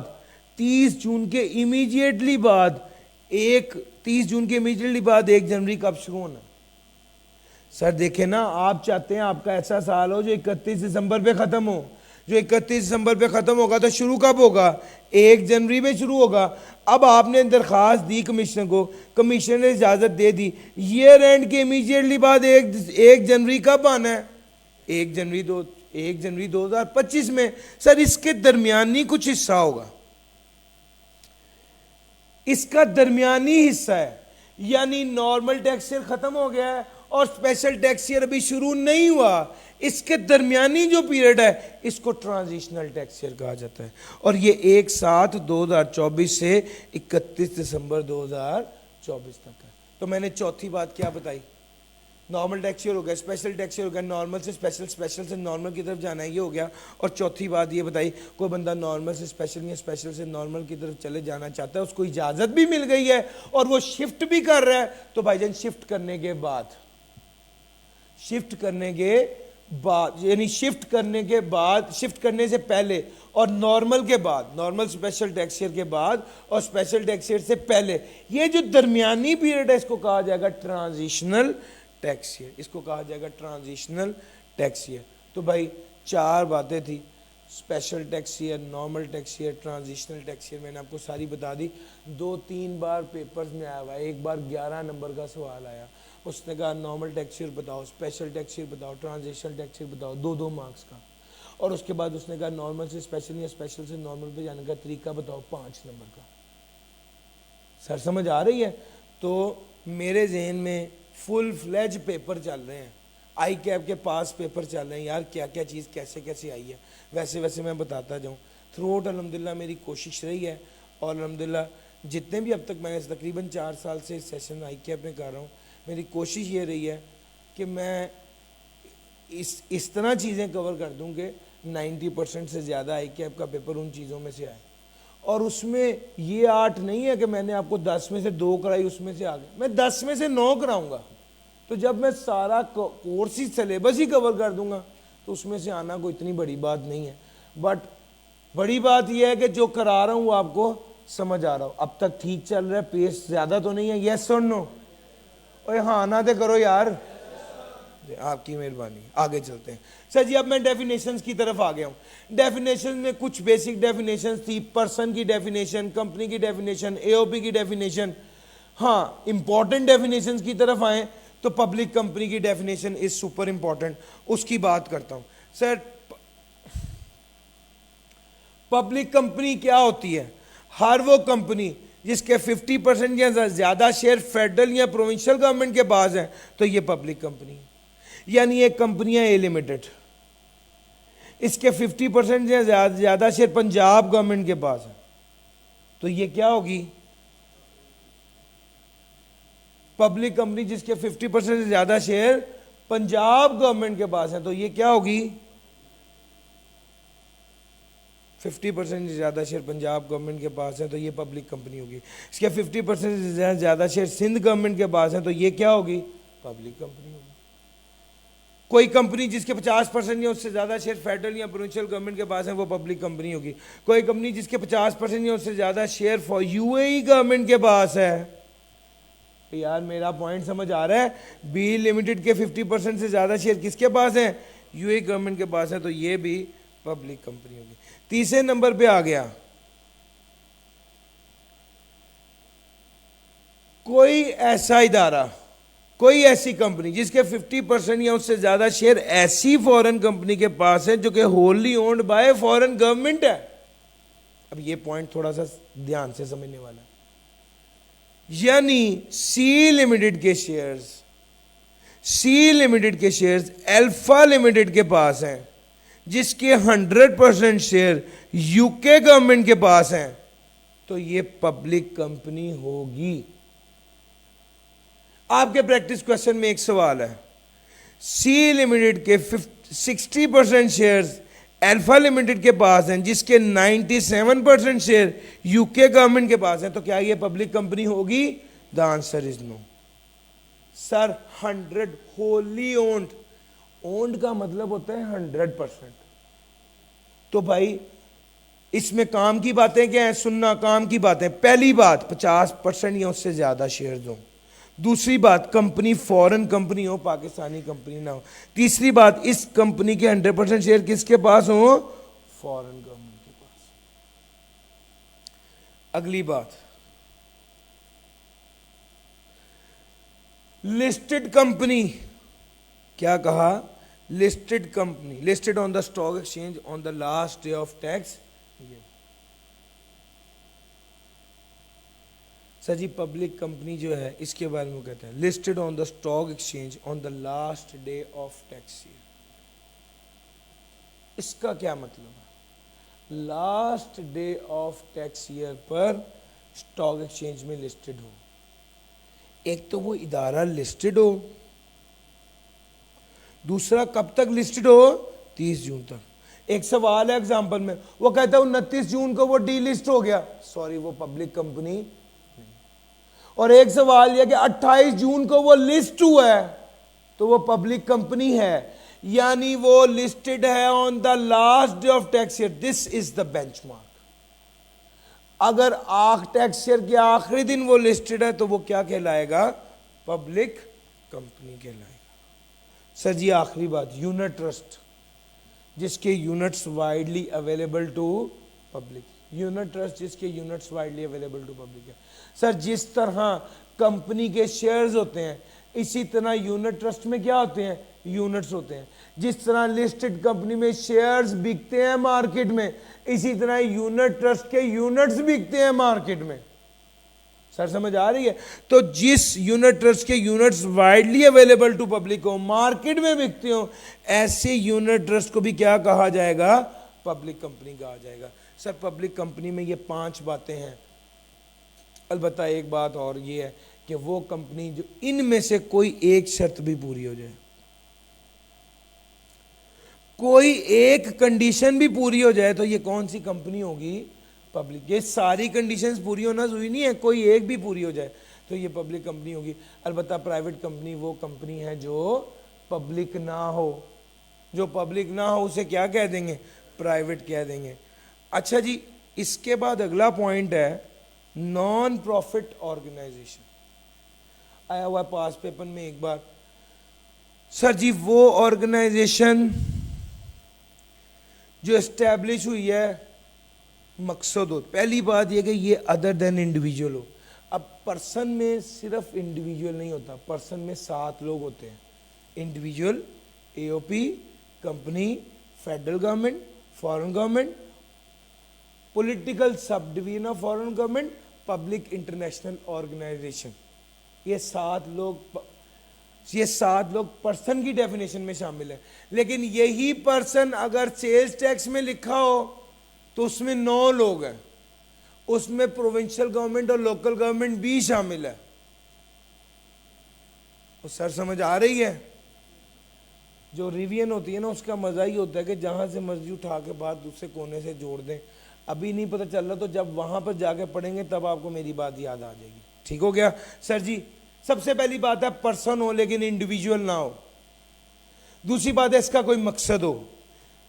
मदरसा भी हो सकता है, दीनी, फिर तालीमी इदारा भी हो सकता है, फिर कोई हस्पताल भी हो सकता है, फिर कोई लंगर खाना भी हो सकता है, फिर कोई डेवलपमेंट किसी पर्पस के लिए, किसी बेहतरी के लिए सिलाई कढ़ाई का इदारा भी हो सकता है, फिर एमेच्योर स्पोर्ट की प्रमोशन के लिए। सर पाकिस्तान में सिर्फ क्रिकेट मेच्योर स्पोर्ट है, बाकी सारे क्या है? Amateur sport. ये सर ये जो गोल्ड मेडल आ गया पाकिस्तान का अल्हम्दुलिल्लाह, ये सर जिन लोगों ने जिंदगी में 2 मैच खेले ना वो भी इसको 10-10 लाख रुपए इनाम दे रहे हैं, क्रिकेटर्स। तो आप ये सोचेंगे जो इंटरनेशनल लेवल पर नहीं खेल पाए उन्होंने लोकल लेवल पर क्रिकेट खेल के कितने पैसे जमा कर लिए कि वो उसे इनाम दे रहे हैं जो ओलंपियन है और गोल्ड मेडल जीत के आया है। सर समझ आ रही है? तो भाई ये सारे एमेच्योर स्पोर्ट है। मेच्योर सिर्फ एक ही स्पोर्ट हो चुका है, वो क्या है? क्रिकेट। अच्छा जनाब, ये सारे मकसद पर्पस, तो भाई पहला स्टेप है बंदा कौन हो, दूसरा है पर्पस क्या हो, तीसरा इदारा रजिस्टर्ड हो नॉट फॉर प्रॉफिट ऑर्गेनाइजेशन के तौर पे, चौथा टैक्स के कमिश्नर से इजाजत ली हो, پانچواں اس ادارے کے ایسٹ پرائیویٹ یوز کے لیے استعمال نہ ہو رہے. 5 باتیں بتائی ہیں. پرسن ادر دین انڈیویجول ہو, پرپز ہو, ناٹ فار پروفٹ آرگنائزیشن کے طور پہ رجسٹرڈ ہو, اپروو بائی دا کمشنر ہو, اور آخری بات کیا ہے, available for private benefit to other persons, available نہ ہو. لے سر, ایک ڈیفینیشن ہے جو بچوں کو کافی تنگ کر رہی ہے آج کل, میں چاہتا ہوں اس کو ضرور ڈسکس کر دوں, وہ ہے پرماننٹ اسٹیبلشمنٹ. چونکہ یہ لینتھی ڈیفینیشن ہے ذرا, اور یاد کرنے میں بھی دقت ہوتی ہے. اچھا میری اس کی نا کرکس سمجھو. میں ایکسپیکٹ نہیں کر رہا کہ وہ آپ کو 8 نمبر کا سوال دے دے گا کہ پرماننٹ ڈیفینیشن پوری لکھو. ایسا نہیں ہے کہ یہ امپاسبل ہے, لیکن آپ کو نا اس کا کرکس ضرور آنا چاہیے. اصل میں پرماننٹ اسٹیبلشمنٹ کا مطلب ہے وہ پکا ٹھکانہ جہاں پر آپ کام کر رہے ہیں. وہ آپ کی دکان بھی ہو سکتی ہے, وہ آپ کا دفتر بھی ہو سکتا ہے, وہ آپ کا گودام بھی ہو سکتا ہے, وہ آپ کی برانچ بھی ہو سکتی ہے, وہ ایسی جگہ بھی ہو سکتی ہے. کچھ لوگ صرف بیٹھے ہوتے ہیں, سامنے ایک ٹیبل پڑی ہے, آرڈر لے رہے ہیں, آرڈر پہ کام کر رہے ہیں. تو سر آرڈر جہاں پر آپ لے رہے ہیں وہ بھی آپ کی پرماننٹ اسٹیبلشمنٹ ہے. تو بھائی آؤٹ لیٹ ہے, دکان ہے, برانچ ہے, یہ ساری پرماننٹ اسٹیبلشمنٹ میں آتا ہے. ہاں البتہ اس نے کہا لائزون آفس, لائزون وہ آفس جہاں پر لوگوں سے ملاقات ہوتی ہے, رابطے کا دفتر. لائزون آفس پرماننٹ اسٹیبلشمنٹ نہیں ہے. ہاں اگر وہ سیل کے لیے ہے تو پرماننٹ اسٹیبلشمنٹ ہے, اگر وہ پرچیز کے لیے ہے تو پرماننٹ اسٹیبلشمنٹ نہیں ہے. اب نتیجہ کیا نکلا, یہ ساری دکان, گودام, برانچ, دفتر, یہ سارے پرماننٹ اسٹیبلشمنٹ ہے. لائزون آفس پرماننٹ اسٹیبلشمنٹ ہے اگر سیل کے لیے, اور اگر لائزون آفس پرچیز کے لیے ہے تو وہ پرماننٹ اسٹیبلشمنٹ نہیں. مثال کے طور پہ ایک فرینچ کمپنی ہے, یہاں پر ان کی چیزیں بکتی نہیں ہیں, یہاں پر البتہ یہاں سے وہ لیدر خریدتے ہیں, اور انہوں نے یہاں پر ایک اپنا آفس بنایا ہوا ہے جہاں سے سارا لیدر خریدتے ہیں اور ایکسپورٹ ہوتا ہے. تو یہ ان کا لائزون آفس ہے جہاں سے وہ صرف پرچیز کر رہے ہیں. تو یہ اس ادارے کی پرماننٹ اسٹیبلشمنٹ نہیں سمجھ. یار پوائنٹ پک کر گئے ہو. سب سے پہلا پوائنٹ یہ بھائی جان, آپ کی مائن آئل اور گیس ویل ہے جہاں سے آپ کام کر رہے ہو, یہ پرماننٹ اسٹیبلشمنٹ ہے. سر جی آپ کسی ایسی ویب سائٹ سے بزنس کر رہے ہو جو پاکستان کی ہے. سر daraz.pk ہے نا, یہ پاکستانی ویب سائٹ ہے. اگر کوئی بندہ اس ویب سائٹ کے تھرو بزنس کر رہا ہے تو وہ بھی پرماننٹ اسٹیبلشمنٹ ہے. اگر کسی بندے کو ٹھیکہ ملا ہوا ہے سپروائزری ایکٹیویٹیز کا کسی کنسٹرکشن سائٹ پہ, کسی پروجیکٹ پر, کسی انسٹالیشن پروجیکٹ پر یا اسمبلی پروجیکٹ پر, تو یہ کیا ہے, یہ بھی پرماننٹ اسٹیبلشمنٹ ہے. شرط یہ ہے کہ 365 دن یعنی پورے سال میں کم سے کم 90 دن تک آپ وہاں پہ کام کر رہے ہوں. تو آپ کو ٹھیکہ ملا ہوا ہے, سپروائزری ایکٹیویٹی ہے, بلڈنگ ہے, کنسٹرکشن ہے, انسٹالیشن ہے یا اسمبلی ہے, اور آپ کو وہاں پر سپروائزری ایکٹیویٹی کا کام ملا ہوا ہے, 12 ماہ میں 90 دن یا اس سے زیادہ آپ وہاں پر رہے, مور دین 90 دن وہاں پر رہے, تو یہ کیا ہے, یہ پرماننٹ اسٹیبلشمنٹ ہے. سر آپ چارٹرڈ اکاؤنٹنٹ ہیں, آپ کا آفس ہے ABC and company chartered accountant, اب یہ آپ کی پرماننٹ اسٹیبلشمنٹ ہے. چاہے وہ وہاں پر آپ خود کام کر رہے ہیں, یا وہاں پر آپ نے صرف ٹرینی رکھے ہوئے ہیں وہ کام کر رہے ہیں, یا آپ وہاں پہ نہ خود کر رہے ہیں نہ ٹرینی کام کر رہے ہیں, آپ کام پکڑ کے کسی دوسرے سے کروائی جا رہے ہیں. سر سمجھ آ رہی ہے, یعنی آپ صرف وہاں کام پکڑتے ہیں اور کسی دوسرے سے کروا لیتے ہیں, یہ بھی پرماننٹ اسٹیبلشمنٹ. اس کے بعد آپ نے بات کی ایجنٹ. اب ایجنٹ ایسا ہو جو انڈیپینڈنٹ ہو, ایجنٹ ایسا ہو جو جس نے آپ سے رائٹس لیے اور وہ آگے خود رائٹ دینے کا اختیار رکھتا ہو, وہ بھی پرماننٹ اسٹیبلشمنٹ ہے. اور ایجنٹ, یار ایسا کیوں ہو رہا ہے بھائی, IT والے بھائی دیکھیے گا ذرا,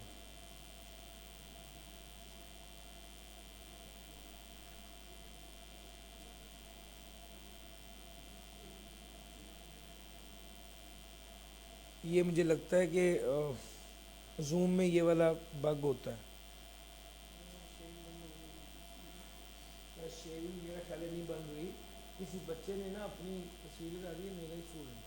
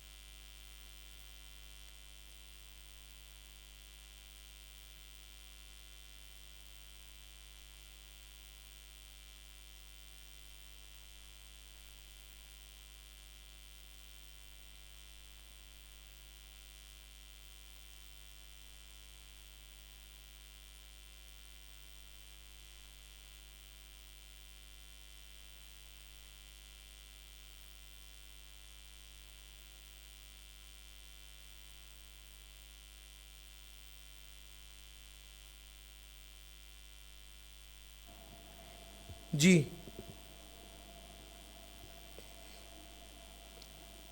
ڈن ہو گیا سر جی, آگے چلتے ہیں.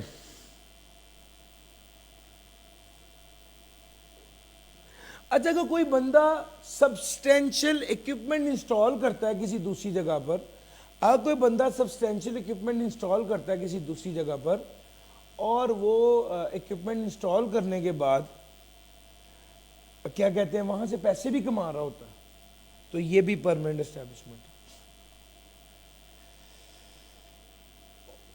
غرض یہ کہ کوئی بھی جگہ جہاں پر آپ بزنس کر رہے ہو تو وہ آپ کی پرماننٹ اسٹیبلشمنٹ ہے, اور آپ کے ایسوسیٹ کی بھی پرماننٹ اسٹیبلشمنٹ ہو سکتی ہے اگر وہ اس سے کنیکٹڈ کوئی بزنس کر رہا ہے. یعنی آپ خود جوس بنا رہے ہیں اور آپ کا ایسوسیٹ اسی جوس کو پیک کرنے کے لیے بوتلیں بنا رہے ہیں وہاں, تو وہ اس کی بھی پرماننٹ اسٹیبلشمنٹ ہوگی اگر وہ complementary functions perform. Complementary function کیا ہے یار, جوس شاپر میں تو نہیں نہ بیچنا, آخر تو پیک کر کے بیچنا ہے, تو جو پیکنگ والا کام وہ کر رہا ہے وہ کمپلیمنٹری فنکشن ہے.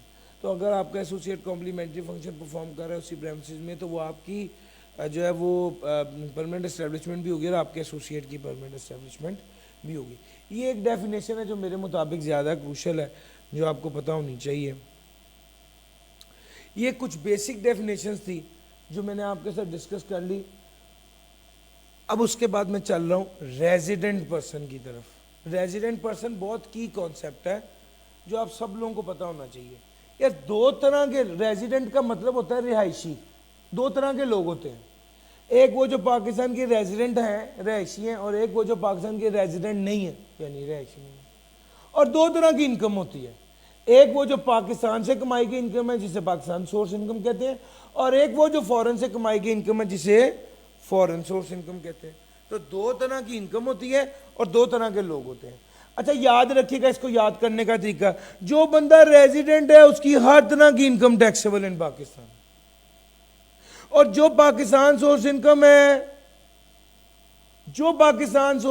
ہے وہ بھی ہمیشہ ٹیکسیبل ہوگی, چاہے وہ بندہ پاکستان کا ریزیڈنٹ ہے یا نہیں. پیسہ پاکستان سے کما رہا ہے تو بھی ہمیشہ ٹیکس دے گا, اور اگر وہ ریزیڈنٹ ہے تو بھی ہمیشہ ٹیکس دے گا, چاہے وہ پاکستان سے پیسہ کما رہا ہے یا باہر سے کما رہا ہے. اس بات کو دوسرے طریقے سے کہوں, نان ریزیڈنٹ کی فورن سورس انکم ٹیکسیبل ان پاکستان نہیں ہے, باقی ہر بندے کی ہر طرح کی انکم ٹیکسیبل ان پاکستان. سر سمجھ آ رہی ہے؟ نان ریزیڈنٹ پرسن کی فورن سورس انکم ٹیکسیبل ان پاکستان نہیں ہے, باقی ہر بندے کی ہر طرح کی انکم ٹیکسیبل ان پاکستان ہے. اب سر یہ سارا کچھ آپ نے بتایا, تو یہ ریزیڈنٹ نان ریزیڈنٹ کون ہوتا ہے, کیسے پتہ چلے گا؟ آؤ میں آپ کو ایک میپ سکھاؤں. لے سر, سب سے آپ اب یہ دیکھنے لگے ہیں کوئی بندہ ریزیڈنٹ ہے یا نہیں ہے, کیسے پتہ چلے گا؟ سٹیپ نمبر 1, دیکھیں وہ سرکاری ملازم ہے, اگر سرکاری ملازم ہے تو پکا ریزیڈنٹ ہے. اگر سرکاری ملازم نہیں ہے تو پھر فردر دیکھیں اس کا فزیکل سٹے پاکستان 182 ڈیز سے زیادہ ہے. اگر 182 ڈیز سے زیادہ ہے تو پکا ریزیڈنٹ. اگر 182 ڈیز یا اس سے کم ہے تو پھر مزید دیکھنا پڑے گا. کیا وہ پاکستان کا سٹیزن ہے, کسی دوسرے ملک کا سٹیزن نہیں ہے, کسی دوسرے ملک کا ریزیڈنٹ نہیں ہے, کسی دوسرے ملک میں سٹے 182 ڈیز سے زیادہ نہیں ہے, تو پھر وہ پاکستان کا ریزیڈنٹ ہے. ادروائز وہ پاکستان کا ریزیڈنٹ نہیں. یہ میپ اگر آپ دماغ میں بٹھا لیں تو آپ کو کبھی ریزیڈنٹ کے ٹاپک میں پرابلم نہیں ہوگی. یہ اسکرین شاٹس, آپ یہ سلائیڈ, سارا میٹیریل آپ کے ساتھ آپ کو مل جائے گا, بلکہ میں خیال ہے ابھی شیئر کر بھی دیا ہوا ہے انہوں نے. میں ایک بار دوبارہ بتا لوں گا, آپ کی آنکھوں میں دیکھ رہا ہوں کہ آپ یہ آنکھیں اتنی زیادہ کھولی ہیں جیسے کوئی بڑی عجیب سی بات ہے.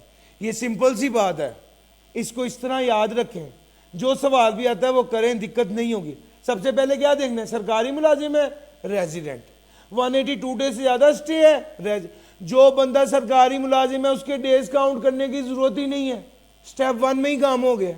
جو بندہ پاکستان کا ریزیڈنٹ ہے, جو بندہ پاکستان میں فزیکل سٹے 182 ڈیز سے زیادہ ہے وہ بھی ریزیڈنٹ. ہاں, فزیکل سٹے 182 ڈیز سے کم ہو, پاکستان کا سٹیزن ہو, کسی دوسرے ملک کا سٹیزن, کسی دوسرے ملک کا ریزیڈنٹ نہ ہو, کسی دوسرے ملک میں سٹے 182 ڈیز سے زیادہ نہ ہو, تو بھی پاکستان کا ریزیڈنٹ ہے. ادروائز وہ نان ریزیڈنٹ ہے.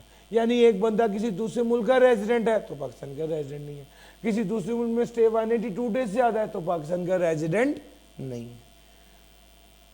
نہیں سر, اب یہاں پر جب اتنی ڈیز کی باریکی سے بات کی تو ایک بات تو سمجھ آ گئی کہ یار ڈیز کا کانسیپٹ امپورٹنٹ ہے. اس کا مطلب اب سنو, یہ بات آپ لوگ ایزی لے رہے ہو سر, جس کی 100 کروڑ روپے کی انکم ہے نا, وہ 183 ڈیز پاکستان میں رہے اور 182 ڈیز پاکستان میں رہے, اس کو بہت بڑا فرق پڑتا ہے. اور سر آپ اس کام کے ایکسپرٹ ہیں تو آپ کو اس باریکی کا پتہ ہونا چاہیے. سر جی, جو بندہ 183 ڈیز پاکستان میں رہا وہ ریزیڈنٹ ہو گیا. ریزیڈنٹ کی پاکستان سورس انکم بھی ٹیکسیبل ان پاکستان اور فورن سورس انکم بھی. اس کا یہ مطلب ہے کہ اگر وہ 183 ڈیز پاکستان میں رہا تو وہ فرانس میں, یو اے ای میں جتنے پیسے کما رہا ہے ساری انکم ٹیکسیبل ان پاکستان ہو جائے گی. اور سر سمجھ آ رہی ہے؟ تو یہ بات آپ کو پتہ ہونی چاہیے کہ وہ ریزیڈنٹ ہے یا نان ریزیڈنٹ ہے. اب اس کا مطلب یہ ہے ڈیز کی کیلکولیشن بڑی کروشل ہے. تو بھائی ڈیز کی کیلکولیشن, وہ کہتے ہیں جس دن پاکستان سے گیا وہ والا دن بھی شامل کرو, جس دن پاکستان میں واپس آیا وہ والا دن بھی شامل کرو, جس دن بیمار تھا پاکستان میں تھا وہ والا دن بھی شامل کرو, جس دن سارا دن سویا رہا ہے چھٹی منا رہا تھا وہ والا دن بھی شامل کرو, جس دن ناردرن ایریاز میں گھومنے گیا وہ والا دن بھی شامل کرو. سر یہ تو سارے دن شامل ہی ہوتے جا رہے ہیں, سارے دن شامل ہیں سوائے ایک دن کے. وہ دن کون سا ہے؟ In transit. سر یہ ان ٹرانزٹ کا کیا سین ہوتا ہے؟ ان ٹرانزٹ کا سین یہ ہوتا ہے, ایک بندہ شارجہ سے جا رہا تھا اور لاہور رکا 4 گھنٹے کے لیے اور وہ پھر آگے یو کے چلا گیا. جانا اس نے شارجہ سے یو کے تھا, کنیکٹنگ فلائٹ میں 4 گھنٹے لاہور رکا. کیا یہ جو 4 گھنٹے لاہور رکا ہے کیا یہ والا دن کاؤنٹ ہوگا؟ the answer is no. اس کو کہتے ہیں ان ٹرانزٹ. ہاں اب سننا, کیس 2, ایک بندہ لاہور سے کراچی رکا اور پھر کراچی سے یو کے گیا, تو اب جو کراچی میں رکا ہے کیا یہ والا دن کاؤنٹ ہوگا؟ the answer is yes. کیوں؟ وہ کہتے ہیں, وہ جملہ اس نے انگریزی میں لکھا ہوا ہے, وہ کہتا ہے being in transit between 2 different places outside Pakistan. 2 different places outside Pakistan ہونی چاہیے اور درمیان میں پاکستان میں آ کے رکا ہے, تو وہ والا دن کاؤنٹ نہیں ہوگا, باقی دن کاؤنٹ ہوں گے. یہ لیپ, اچھا جی یہ ساری باتیں میں نے آپ سے بتا دی. ہاں ڈیز کی بات ہو رہی ہے تو یہ کانسیپٹ اس سال میں خاص طور پہ بڑا امپورٹنٹ ہے اور وہ ہے لیپ ایئر کا کانسیپٹ. سر جی ہر وہ سال جو ڈیویزبل بائی 4 ہوتا ہے اس کو لیپ ایئر بولتے ہیں. 2000, 2004, 2008, 2012, 2016, 2020, 2024, 2028 یہ سارے لیپ ایئر ہیں. سر لیپ ایئر میں کیا خاص بات ہوتی ہے؟ فروری کے دن کتنے ہوتے ہیں؟ عام طور پہ 28 ہوتے ہیں، لیکن لیپ ایئر میں فروری کے ڈیز 29 ہوتے ہیں. تو سر این ممکن ہے آپ کو اس بار سوال آئے تو آپ نے اگر 2024 کے سال کی ورکنگ کر رہے ہوں گے تو آپ کتنے ڈیز لکھیں گے؟ 29 ڈیز لکھیں گے فروری کی ورکنگ میں. اگر کیلنڈر میں آپ غور کریں تو 29 ہی لکھے ہوئے ہیں.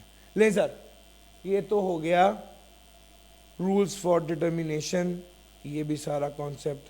یہ میں نے آپ کو ریزیڈنٹ والی ڈسکشن بڑی ڈیٹیل سے بتا دی، سارے کانسیپٹ آپ کو کور کر دیے. اب ریزیڈنٹ کمپنی کی بات کرنے لگا ہوں. سر اگر کوئی ایک شرط بھی پوری ہو گئی تو ریزیڈنٹ کمپنی ہے. ایک کمپنی جو پاکستان کے قانون کے مطابق بنی ہے وہ ریزیڈنٹ کمپنی ہے. ایک کمپنی جس کی کنٹرول اینڈ مینجمنٹ ساری کی ساری پاکستان میں تھی، کچھ عرصہ صرف کنٹرول اینڈ مینجمنٹ سال میں کچھ عرصہ صرف پاکستان میں رہی. Control and management of its affairs situated wholly in Pakistan. Control and management wholly in Pakistan ہوئی تو وہ ریزیڈنٹ ہے. اٹ از پروونشل یا local government. Sir ji 1 2 3 Pakistan کے قانون کے مطابق بنا تو وہ ریزیڈنٹ کمپنی ہے. وہ کمپنی جس کی کنٹرول اینڈ مینجمنٹ سال میں کچھ عرصہ پوری کی پوری پاکستان میں رہی تو وہ بھی ریزیڈنٹ کمپنی ہے. جو پروونشل اور لوکل گورنمنٹ ہو تو وہ بھی ریزیڈنٹ کمپنی ہے. ایک کمپنی ہے جس کے اندر ایک ڈیزائن سیکشن ہے اور ایک کنسٹرکشن سیکشن ہے. ڈیزائن سیکشن کا کنٹرول پاکستان میں ہے، کنسٹرکشن سیکشن کا کنٹرول یو اے میں ہے. تو ایسی کمپنی ریزیڈنٹ کمپنی نہیں ہوگی. 6 ماہ تک ڈیزائن اور کنسٹرکشن دونوں پاکستان میں تھے، بعد میں یو اے چلے گئے تو ایسی کمپنی ریزیڈنٹ کمپنی ہوگی کیونکہ کچھ عرصہ تو وہ پاکستان میں رہا ہے. اگر کچھ عرصہ ایٹ اینی ٹائم کچھ عرصہ بھی سارے کا سارا کنٹرول اینڈ مینجمنٹ پاکستان میں رہا. سر بعض اوقات نا وہ کنٹرول اینڈ مینجمنٹ کا لفظ استعمال نہیں کرتا، کہہ دیتا ہے ہیڈ آفس. ہیڈ آفس کا مطلب ہے کہ یہ کنٹرول اینڈ مینجمنٹ کی بات کر رہا ہے. ریزیڈنٹ کمپنی آپ کو بتا دیا. ریزیڈنٹ اے او پی میں یہی والی لائن ہی ہے، صرف فرق کیا ہے؟ یہاں پر ہوللی تھا، وہاں پر ہوللی اینڈ پارٹلی. ہوللی تھا وہاں پر ہوللی تھا اور یہاں پر کیا ہے؟ ہوللی اور پارٹلی دونوں ہیں. اے او پی ریزیڈنٹ سے تب ہوگی جب کنٹرول اینڈ مینجمنٹ ہوللی یا پارٹلی. یعنی اگر ڈیزائن پاکستان میں اے او پی ہے، ڈیزائن پاکستان سے کنٹرول ہو رہا ہے، کنسٹرکشن یو اے ای سے کنٹرول ہو رہی ہے تو بھی وہ اے او پی ریزیڈنٹ اے او پی کے لائے گی، چونکہ پارٹلی تو پاکستان میں ہو رہا ہے نا، جبکہ کمپنی کیس میں ہوللی پاکستان ہونا چاہیے. یار میرا پوائنٹ پک کیا ہے تو اس میں سے کوئی ایک شرط بھی پوری ہو جائے. ریزیڈنٹ کمپنی کا کانسیپٹ میں نے آپ کو دے دیا. اب تک میں نے آپ کو ٹیکس ایئرز والی بات چیپٹر 4 سے بڑی ڈیٹیل میں بتا دی. پھر اس کے بعد ڈیفینیشن جو امپورٹنٹ تھی ساری بتا دی. پھر اس کے بعد ریزیڈنٹ نان ریزیڈنٹ کا کانسیپٹ دے دیا. اب میں چوتھی بات کہنے لگا ہوں. اب انکم والی ساری باتیں میں نے اکٹھی کر کے آپ کو بتانے لگا ہوں، ذرا دیکھیے گا. جناب انکم ہوتی 2 طرح کی.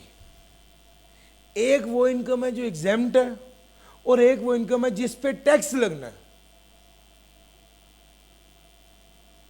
جس پر ٹیکس لگنا ہے وہ 3 طرح کے ہیں. این ٹی آر کے تحت بھی ٹیکس لگتا ہے، ایف ٹی آر کے تحت بھی ٹیکس لگتا ہے، سیپریٹ بلاک آئٹم کے تحت بھی ٹیکس لگتا ہے. تو جب ہم ٹوٹل انکم نومیریکل میں بھی نکالتے ہیں تو ہم ہمیشہ کیا کرتے ہیں؟ ساری انکم کو ٹوٹل کرتے ہیں. اس میں ایگزیمپٹ بھی شامل ہوتی ہے، ایف ٹی آر بھی، این ٹی آر بھی اور سیپریٹ بلاک آئٹم. اب اس کے ساتھ میں نے آپ کو کنیکٹ کر دینا ہے کہ این ٹی آر کیا ہے، ایف ٹی آر کیا ہے اور سیپریٹ بلاک آئٹم کیا ہے. میرے ساتھ دھیان سے سمجھنا. سب سے پہلے این ٹی آر کیا ہے؟ سر این ٹی آر سارے ہیڈز آف انکم ہوتے ہیں.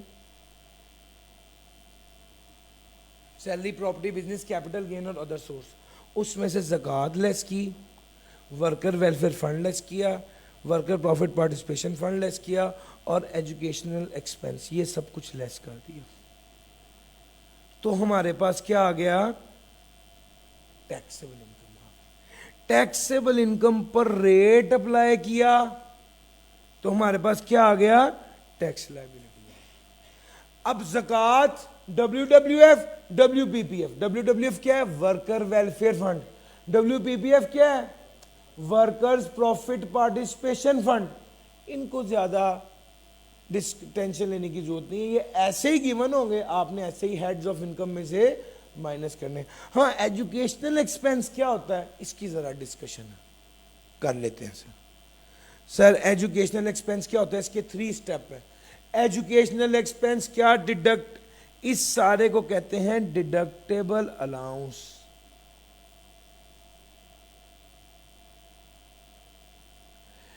ٹیکس کریڈٹ وہ ہوتا ہے جو ٹیکس لائبلٹی کو کم کر دے. ڈیڈکٹیبل الاؤنس وہ ہوتا ہے جو ٹوٹل انکم کو کم کر دے. ٹھیک ہو گیا؟ ڈیڈکٹیبل الاؤنس وہ ہوتا ہے جو ٹوٹل انکم کو کم کر دے. اب ڈیڈکٹیبل الاؤنس میں یہ 4 چیزیں ہیں, زکوٰۃ ہے, WWF ہے, WPPF ہے اور ایجوکیشنل ایکسپینس ہے. یہ چاروں چیزیں انکم کو کم کریں گی. ٹیکس کریڈٹ بھی لائبلٹی کو کم کرتا ہے, ڈیڈکٹیبل الاؤنس ٹوٹل انکم کو کم کرتا ہے. الٹیمیٹلی ٹوٹل انکم کم ہوگی, ٹیکسیبل انکم کم ہوگی, اس سے ٹیکس کم بنے گا. دونوں سے ٹیکس پیئر کو فائدہ ہی ہو رہا ہوتا ہے. میرا پوائنٹ پک کر رہے ہو؟ یس اور نو؟ لیں سر. اچھا جناب, اگر یہاں تک آپ آ گئے, NTR ہو گیا.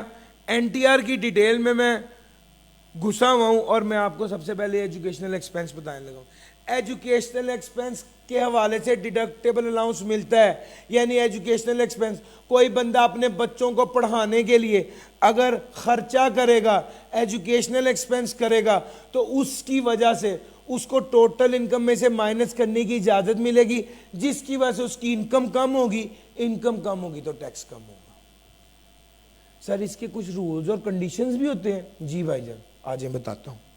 سر پوائنٹ نمبر 1, سب سے پہلے سٹیپ نمبر 1 انڈیویجول ہو, پھر اس کے بعد ٹیکسیبل انکم اس کی 15 لاکھ سے کم ہو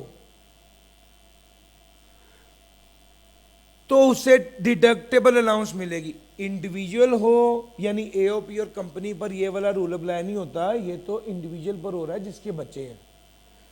انڈیویجول ہو اور ٹیکسیبل انکم 15 لاکھ سے کم ہو تو اس کو ڈیڈکٹیبل الاؤنس ملے گا. یہ دونوں شرطیں پوری ہو گئی تو ڈیڈکٹیبل الاؤنس ملے گا. کتنا ملے گا؟ یہ تیسری سٹیپ ہے. سر وہ کہتے ہیں 5% of tuition fee, 25% of total income, 60,000 into number of children whichever is low. جب بائی چانس سوال ہے, although میں پلان تو نہیں تھا کہ میں اس کی ایگزامپل بھی کراؤں گا, لیکن گیون ہے تو کر لیتے ہیں. اس میں ایک اور بات بھی باریکی ہے, وہ بھی دیکھیے گا. سب سے پہلے اس نے آپ کو ٹوٹل انکم دے دی, اس نے زکوٰۃ بھی دے دی, زکوٰۃ آپ نے لیس کر دی, یہ آ گئی ٹیکسیبل انکم. اس ٹیکسیبل انکم کو یوز کریں گے تو بھائی سب سے پہلے اس نے کہا 5% آف ٹیوشن فی. ٹیوشن فی کتنی تھی؟ 3 لاکھ. یہ اس کے 2 بچے ہیں اور بھی, اور اس کی فی جا رہی ہے, A کی 1 لاکھ اور B کی 2 لاکھ. تو اس کی 3 لاکھ کی 5% کہہ رہا ہے, 5% نکالیں, کتنا بنا؟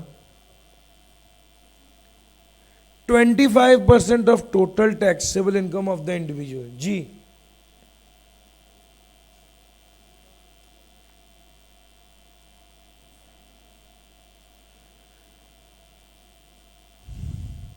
جی ٹیکسیبل انکم ہے 1480000 کا 25%. جی بھائی ہے 370.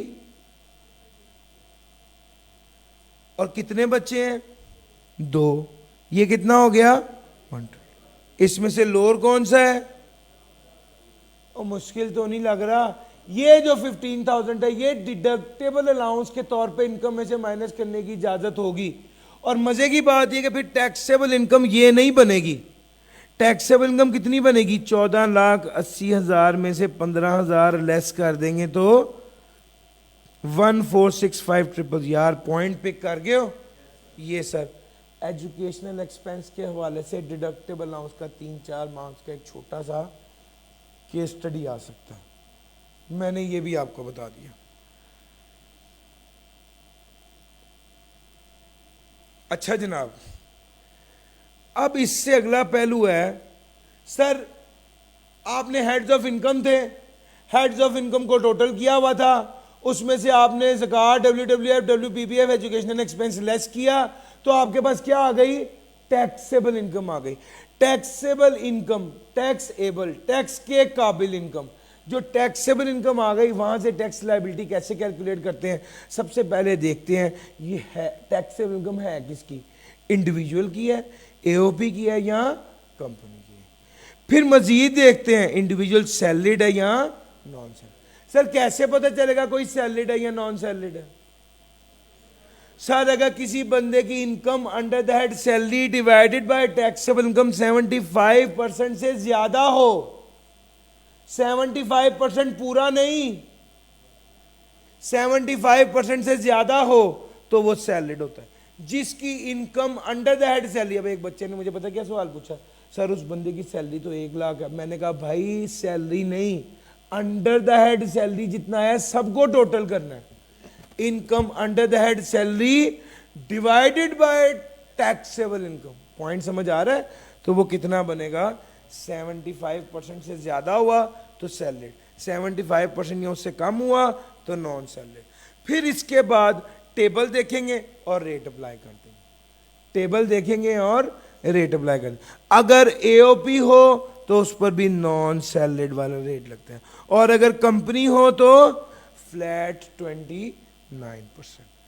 تو میں آپ کو NTR کے حوالے سے ساری باتیں بتا چکا. غور سے دیکھنا, NTR ہیڈ آف انکم, جو NTR, یہ NTR کیا ہوتا ہے؟ یا ریجیم کی بات کروں تو بھائی دیکھو, ریجیم کہتے ہیں نظام کو. ٹیکس ریجیم, ٹیکس لاگو کرنے کا نظام. ٹیکس ریجیم کس کو کہتے ہیں؟ ٹیکس لاگو. میں آپ کو بیسک ڈیڈکٹیبل الاؤنس پڑھا کے NTR پورا پڑھا دیا, اب میں آپ کو ٹیکس ریجیم پڑھانے لگا ہوں. یہ بڑا ٹرکی ایریا ہے, اس کو دھیان سے سمجھنا. سر جی ریجیم کہتے ہیں نظام کو, ٹیکس ریجیم ٹیکس لاگو کرنے کا نظام. ٹیکس ریجیم کس کو کہتے ہیں؟ ٹیکس لاگو کرنے کا نظام. ایک نظام تو نارمل ہے, انکم آئی, اس میں سے خرچے لیس ہوئے تھے, انکم میں سے خرچے لیس کیے, اس کو ہیڈ آف انکم میں لکھ دیا. ہیڈ آف انکم میں لکھا, وہ ٹوٹل انکم بن گئی. ٹوٹل انکم میں سے زکوٰۃ, WWF, WPPF, education expense less کیا تو وہ ٹیکسیبل انکم آ گئی. ٹیکسیبل انکم پہ سلیب دیکھ کر ٹیکس ریٹ اپلائی کیا, ٹیکس لائبلٹی آ گئی. ٹیکس لائبلٹی میں سے ٹیکس کریڈٹ لیس کیا. یہ جو طریقہ, یہ جو نظام ہے, اس کو کہتے ہیں نارمل ٹیکس ریجیم. جو ابھی تک میں نے آپ کو سارا سکھایا ہے, this is normal tax regime. لیکن کچھ آئٹمز ایسی ہیں, کچھ انکم ایسی ہیں جس پر اس نظام کے تحت ٹیکس نہیں لگتا. جیسا ایک نظام ہے جس کا نام ہے final tax regime. Final tax regime یہ بھی ایک نظام ہے. اس پر ٹیکس کیسے لگتا ہے؟ میں نے سر اردو میں اس کو بڑی آسانی سے سمرائز کر دیا ہے تاکہ آپ لوگ سارے سمجھ لیں, اور یہ آپ کے ساتھ بھی چلے جائے گی. اس کو پک کر لینا, میرے ساتھ ساتھ اس کو سمجھ لینا, چونکہ شاید کوئی ایسا لفظ ہو جو میں نے اردو میں لکھا ہے آپ کو پک نہ ہو. جب میں بولوں گا تو پھر تو پک ہو ہی جائے گا. سر سب سے پہلی بات ہے, یہ ایک نظام ہے جس کے تحت ٹیکس لاگو ہوتا ہے. فائنل ٹیکس ریجیم ایک ایسا نظام ہے جس کے تحت فائنل ٹیکس لاگو ہوتا ہے. نام سے ہی پتہ چل رہا ہے فائنل ٹیکس, یعنی آخری بار ٹیکس لگ رہا ہے, اب مزید ٹیکس نہیں لگے گا. اچھا جی, NTR نیٹ بیسس پر لگتا ہے, انکم میں سے خرچہ لیس کرنے کے بعد. FTR گروس بیسس پر لگتا ہے. جس کا مطلب ہے گراس بیسس پر ٹیکس لگتا ہے, جس کا مطلب ہے اگر ایف ٹی آر انکم ہوگی تو کوئی خرچہ, انکم میں سے کوئی خرچہ مائنس نہیں کرنا. سر ایف ٹی آر اور این ٹی آر کی ڈسکشن چل رہی ہے, آپ کی توجہ مجھے زیادہ چاہیے تو پلیز الرٹ رہیے. پہلی بات کیا بتائی, N T R net basis پر, F T R gross basis پر. این ٹی آر میں سے خرچہ مائنس ہونا ہے, ایف ٹی آر میں سے خرچہ مائنس نہیں ہونا.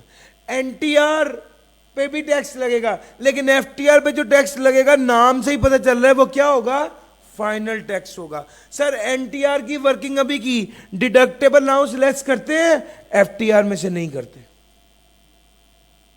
اگر این ٹی آر انکم اور لاس کو ایڈجسٹ کریں گے, ایف ٹی آر میں لاس کو ایڈجسٹ نہیں کرتے. F T R income total income میں تو شامل ہوگی لیکن ٹیکسیبل انکم میں شامل نہیں ہوگی. ادھر آؤ, یہ غور کرو, F T R income total income میں شامل ہے, یس, لیکن ٹیکسیبل انکم میں شامل نہیں ہوگی.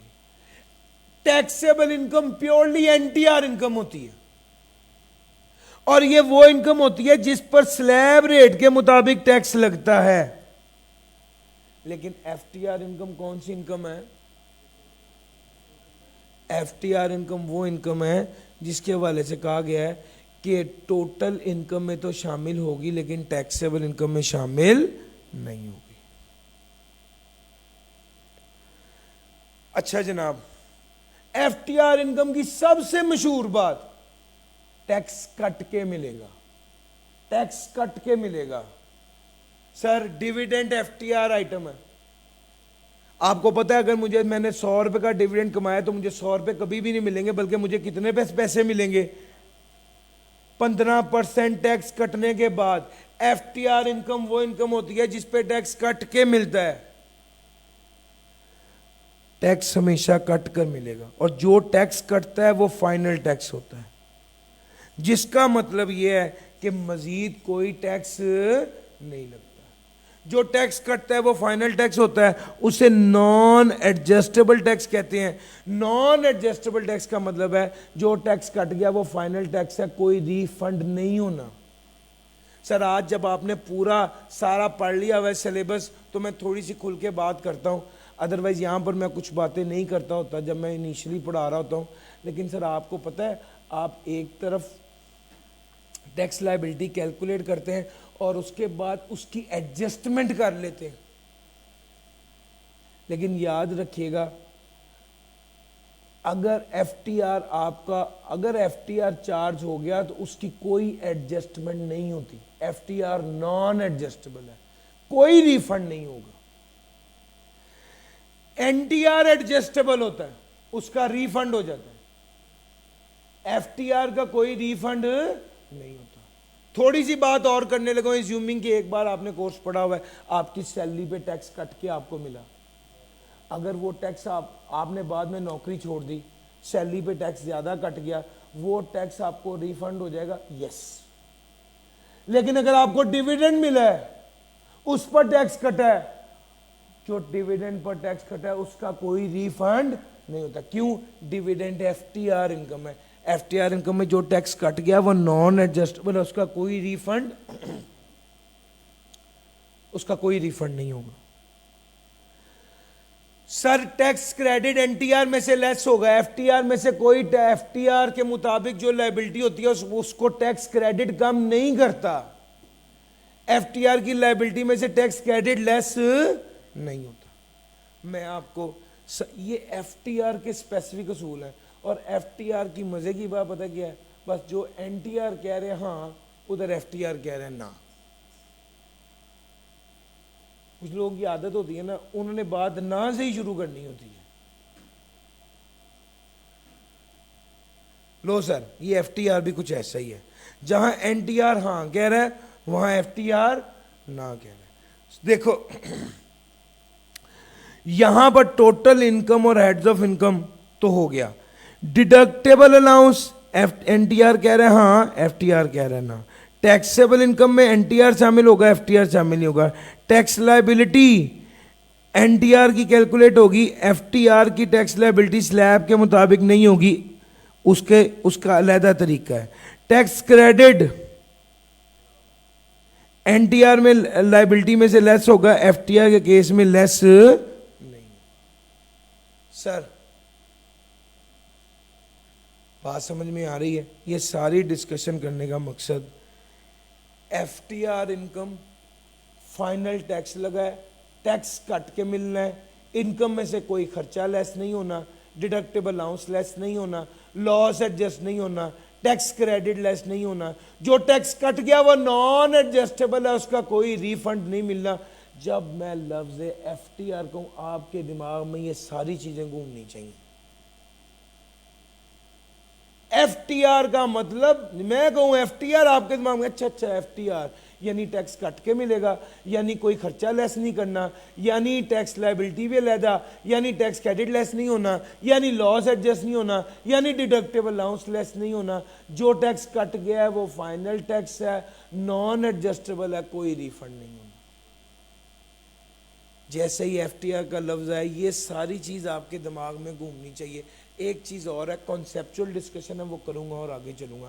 آپ یہ بات پوچھ سکتے ہیں, میں نے آلدو آپ کو اگزامپل پہلے دے دی, سر جی سیلری پہ بھی تو ٹیکس کٹ کے ملتا ہے, تو پھر سیلری ایف ٹی آر ہے.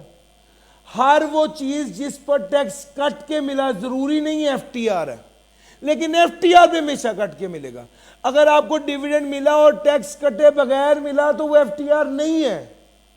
ایف ٹی آر کے لیے لازمی ہے کہ ٹیکس کٹ کے ملے.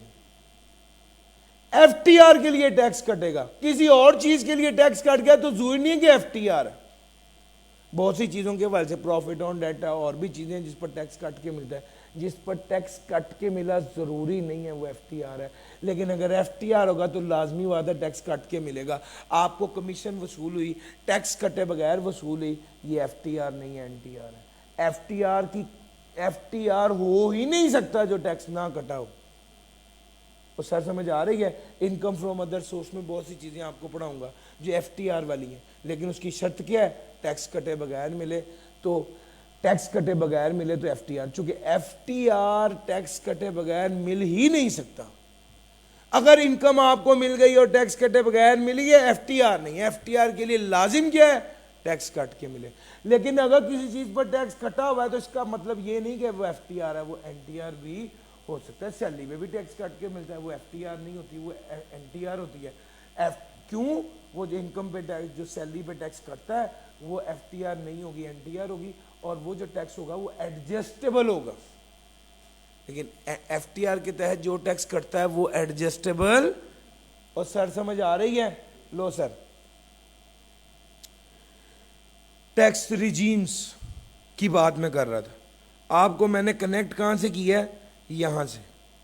سر پورے چیپٹر میں ہر چیز پوری بھی کرنی ہے اور ترتیب بھی ایسی رکھنی ہے کہ سمارٹسٹ وے میں ہو, یہ بھی ایک کام ہے. ہم وہ سارا آپ کے لیے کر کے لائے ہیں. ٹوٹل انکم کو میں اب علیحدہ علیحدہ چیزوں میں تقسیم کر رہا ہوں. این ٹی آر پڑھا دیا, ایف ٹی آر پڑھا دیا. اب اگلا کام ہے separate block item. Separate block item کیا ہے؟ سر separate block item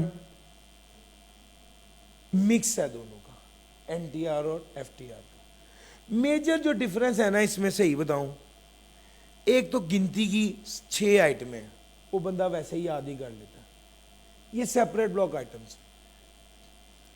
separate block item کی سب سے پہلی بات ہے کہ ریٹ سیپریٹ لگتا ہے.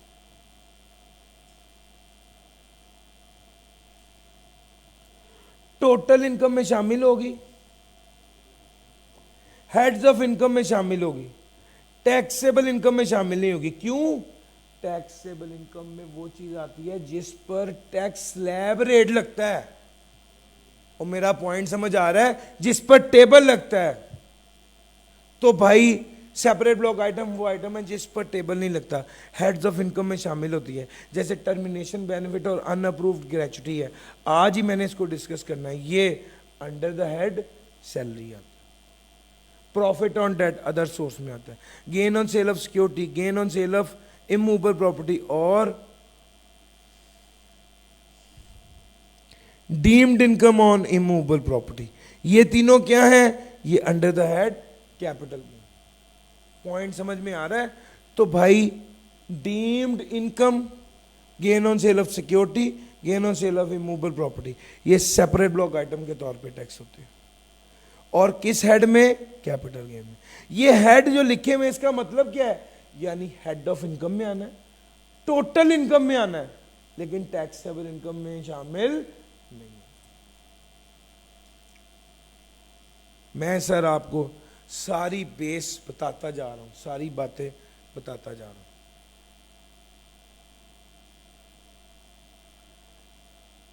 ले सर,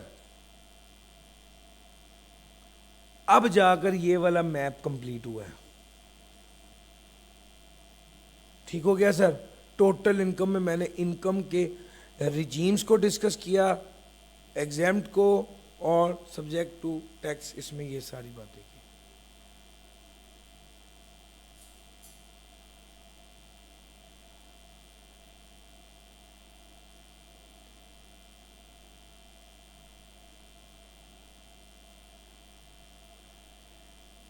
पहले मैं वुमेन एंटरप्राइज छोटी छोटी चीजें डिस्कस कर लूं ताकि इसको खत्म करूं। वुमेन एंटरप्राइज वो इदारा जिसकी मलकियत खवातीन के पास 100%,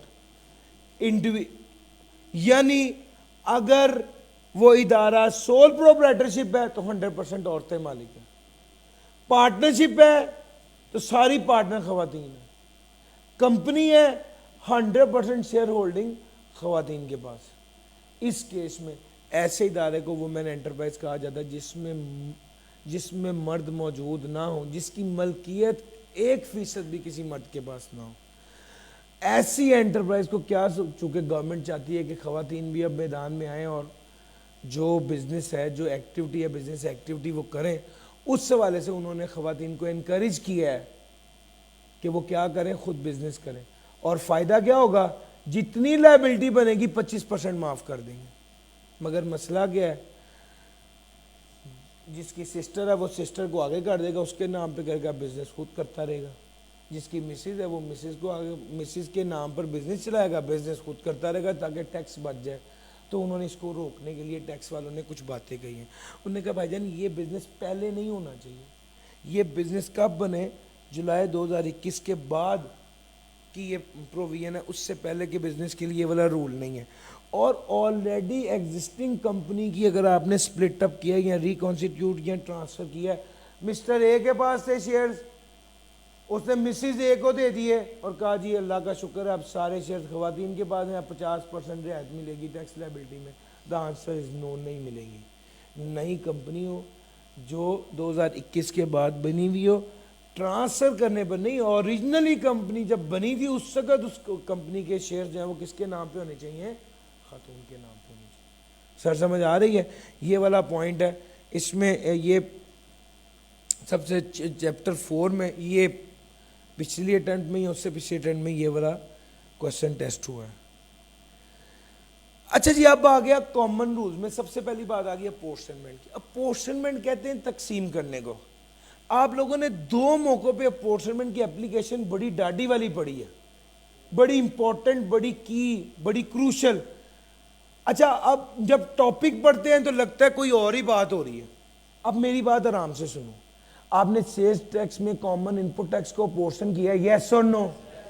आपने स्पेकुलेशन बिजनेस में स्पेकुलेशन और नॉन स्पेकुलेशन के कॉमन एक्सपेंसेस को अपोर्शन किया, यस और नो? अपोर्शनमेंट कहते हैं तकसीम करने को। इसमें 2 चीजें बड़ी जरूरी हैं। एक, खर्चा कॉमन होना चाहिए, मुश्तरका खर्चा हो। दूसरा, एलोकेट ना कर सकते हो। यानी अगर आपको पहले ही पता है कि मिस्टर ए काम कर रहा है, 75% बिजनेस के लिए काम करता है, 25% अदर सोर्स के लिए काम करता है, फिर तो बहस ही खत्म हो गई। फिर तो आप क्या कर देंगे? एलोकेट कर देंगे। अब मसला यह है कि ये मिस्टर ए है, ये ड्राइवर है, ऑर्डर आता है तो बिजनेस के लिए ऑर्डर देने चला जाता है, फारिग बैठा होता है तो ऊपर पे गाड़ी चला लेता है। अब ये अदर सोर्स भी कर रहा है, बिजनेस भी कर रहा है, लेकिन पता नहीं चल रहा। This is common expense. जो एलोकेट ना हो सकता हो वो कॉमन एक्सपेंस। जब वो कॉमन होता है तो फिर उसे क्या कर दिया जाता है? अपोर्शन कर दिया जाता है। मुश्तरका खर्चे को तकसीम कर देते हैं। किस बेस पर? रेवेन्यू की बेस पर। مشترکہ خرچے کو تقسیم کیا جاتا ہے ریونیو کی بیس پر. کچھ NTR انکم ہے, کچھ FTR انکم ہے, خرچہ کامن ہے, تقسیم کر دیں گے ریونیو کی بیس پر. کچھ اسپیکولیشن ہے, کچھ نان اسپیکولیشن ہے. یہ جو پہلی ایگزامپل ہے نا ایک سے زیادہ ہیڈ کی, یہ میں نے ابھی بتائی, انکم فرام بزنس اور انکم فرام ادر سورس. دوسری جو ایگزامپل ہے نا ٹیکسیبل, کچھ NTR ہے اور کچھ FTR ہے, خرچہ کامن ہے, اس کو بھی تقسیم کریں گے. اور تیسری جو میں نے بات بتائی ایک اسپیکولیشن ہے اور ایک نان اسپیکولیشن ہے, اس کے خرچے کو بھی کیا کریں گے, تقسیم کریں گے. کس بیس پر, ریونیو کی بیس پر پوچھتے ہیں. Revenue of one head of income divide by revenue of all heads of income multiply by amount of expense. اور سر جی سمجھ آ رہی ہے, اس طرح سے ہوتا ہے revenue of class of income divide by revenue of all heads of income multiply by expense. اس base پر ایکسپینس تقسیم کیا جاتا ہے. فیئر مارکیٹ ویلیو کیا ہے, ویلیو جس پر مارکیٹ میں کوئی چیز بک جائے وہ فیئر مارکیٹ ویلیو ہے. ہاں ریسٹرکشن, اگر کسی ٹیکس والے کہتے ہیں آپ جب فیئر مارکیٹ ویلیو کیلکولیٹ کرو گے تو ریسٹرکشن اور ٹرانسفر کی وجہ سے جو ویلیو میں کمی آئے گی یا تبدیلی آئے گی اس کو کنسیڈر نہیں کرو گے, یا یہ اس لیے کہ یہ it is not convertible into cash. ان دو چیزوں کی وجہ سے اگر کوئی چیز ہے اور وہ کنورٹیبل انٹو کیش نہیں ہے جس کی وجہ سے اس کی فیئر مارکیٹ ویلیو میں تبدیلی آتی ہے, ٹیکس والے کہتے ہیں اگر کنورٹیبل ٹو کیش نہیں ہے یا اگر ریسٹرکشن اور ٹرانسفر ہے اور اس کی فیئر مارکیٹ ویلیو میں کوئی تبدیلی آ رہی ہے تو ٹیکس والے کہتے ہیں اس تبدیلی کو کنسیڈر مت کرو, اس تبدیلی کو کنسیڈر مت کرو. میں نے ایک دوست کو کہا کہ یہ گاڑی میں خریدتا ہوں, اس نے کہا بھائی گاڑی خرید تو لو لیکن آپ یہ گاڑی اگلے 3 سال تک بیچ نہیں سکتے. پہلے میں گاڑی 20 لاکھ کی خریدنے میں تیار تھا, جب میں نے سنا نا کہ اچھا 3 سال تک نہیں بیچ سکتے, میں اس کا 15 لاکھ دوں گا. ٹیکس والوں کے مطابق اس کی فیئر مارکیٹ ویلیو کیا ہے, 20 لاکھ ہے. ٹیکس والے کہتے ہیں جب آپ نے اس کی ویلیو نکالی اس پہلو کو اگنور کر دو گے کنورٹیبل انٹو ریسٹرکشن اور ٹرانسفر ہے, اس پہلو کو اگنور کر دو گے کنورٹیبل انٹو کیش نہیں ہے. اب بتاؤ کیا ویلیو ہے, وہ value that value will be taken by the tax people. یار سمجھ آ رہی ہے, یہ پوائنٹ ہے. اچھا جی, اس کے بعد اس نے کہا پراپرٹی کی ویلیو ڈٹرمن آرڈنریلی اگر نہیں ہوگی تو FBR کرے گا, اگر FBR بھی نہ کر سکا تو ڈسٹرکٹ آفیسر جو ہے جو اسٹیمپ پیپر پہ جو ویلیو ہوتی ہے جس کو DC ریٹ بولتے ہیں اس بیس پر اس اموبل پراپرٹی کو ویلیو کیا جائے گا. کیا سمجھا جائے گا, کب پیسے وصول ہو گئے, ریسیٹ آف انکم, جب ایکچوئل میں پیسے وصول ہو جائیں, جب یہ ابھی آگے آ رہا ہے چیپٹر 5 سیکنڈ ہاف میں, اس میں نے ڈسکس کرنا ہی ہے, یا ابھی کر دیتا ہوں وہاں نہیں کروں گا.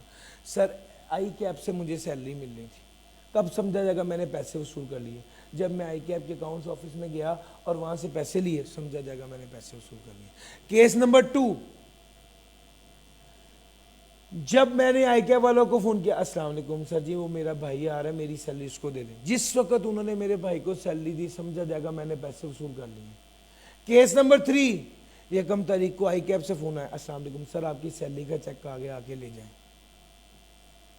سمجھا جائے گا جس وقت اویلیبل ہوئی سمجھا جائے گا میں نے پیسے وصول کر لیے. یہ تینوں باتیں تو سمپل تھی. ایک بات ٹکی ہے, سر جی سیلری تھی 1 لاکھ روپے, 10,000 کا ٹیکس کٹنے کے بعد مجھے کتنے پیسے مل گئے, 90,000.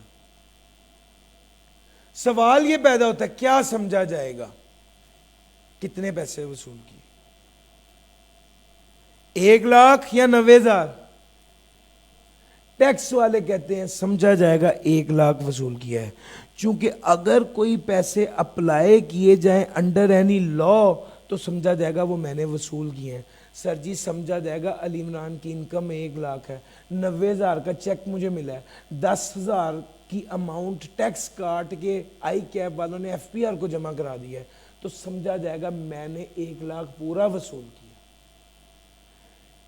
جو جب بھی ٹیکس کٹ کے ملے یاد رکھنا, جو انکم لیتے ہیں تو وہ پوری انکم لیتے ہیں, ٹیکس کٹ کے جو باقی پیسے بچتے ہیں اس کو انکم نہیں لیتے. کیوں, اس کی وجہ سے لا کہتا ہے اگر آپ نے انڈر اینی لا پیسے کہیں اپلائی کیے ہیں تو سمجھا جائے گا وہ میں نے وصول کیے ہیں, وہ ریسیٹ ہوئے ہیں, ریسیو ہوئے ہیں.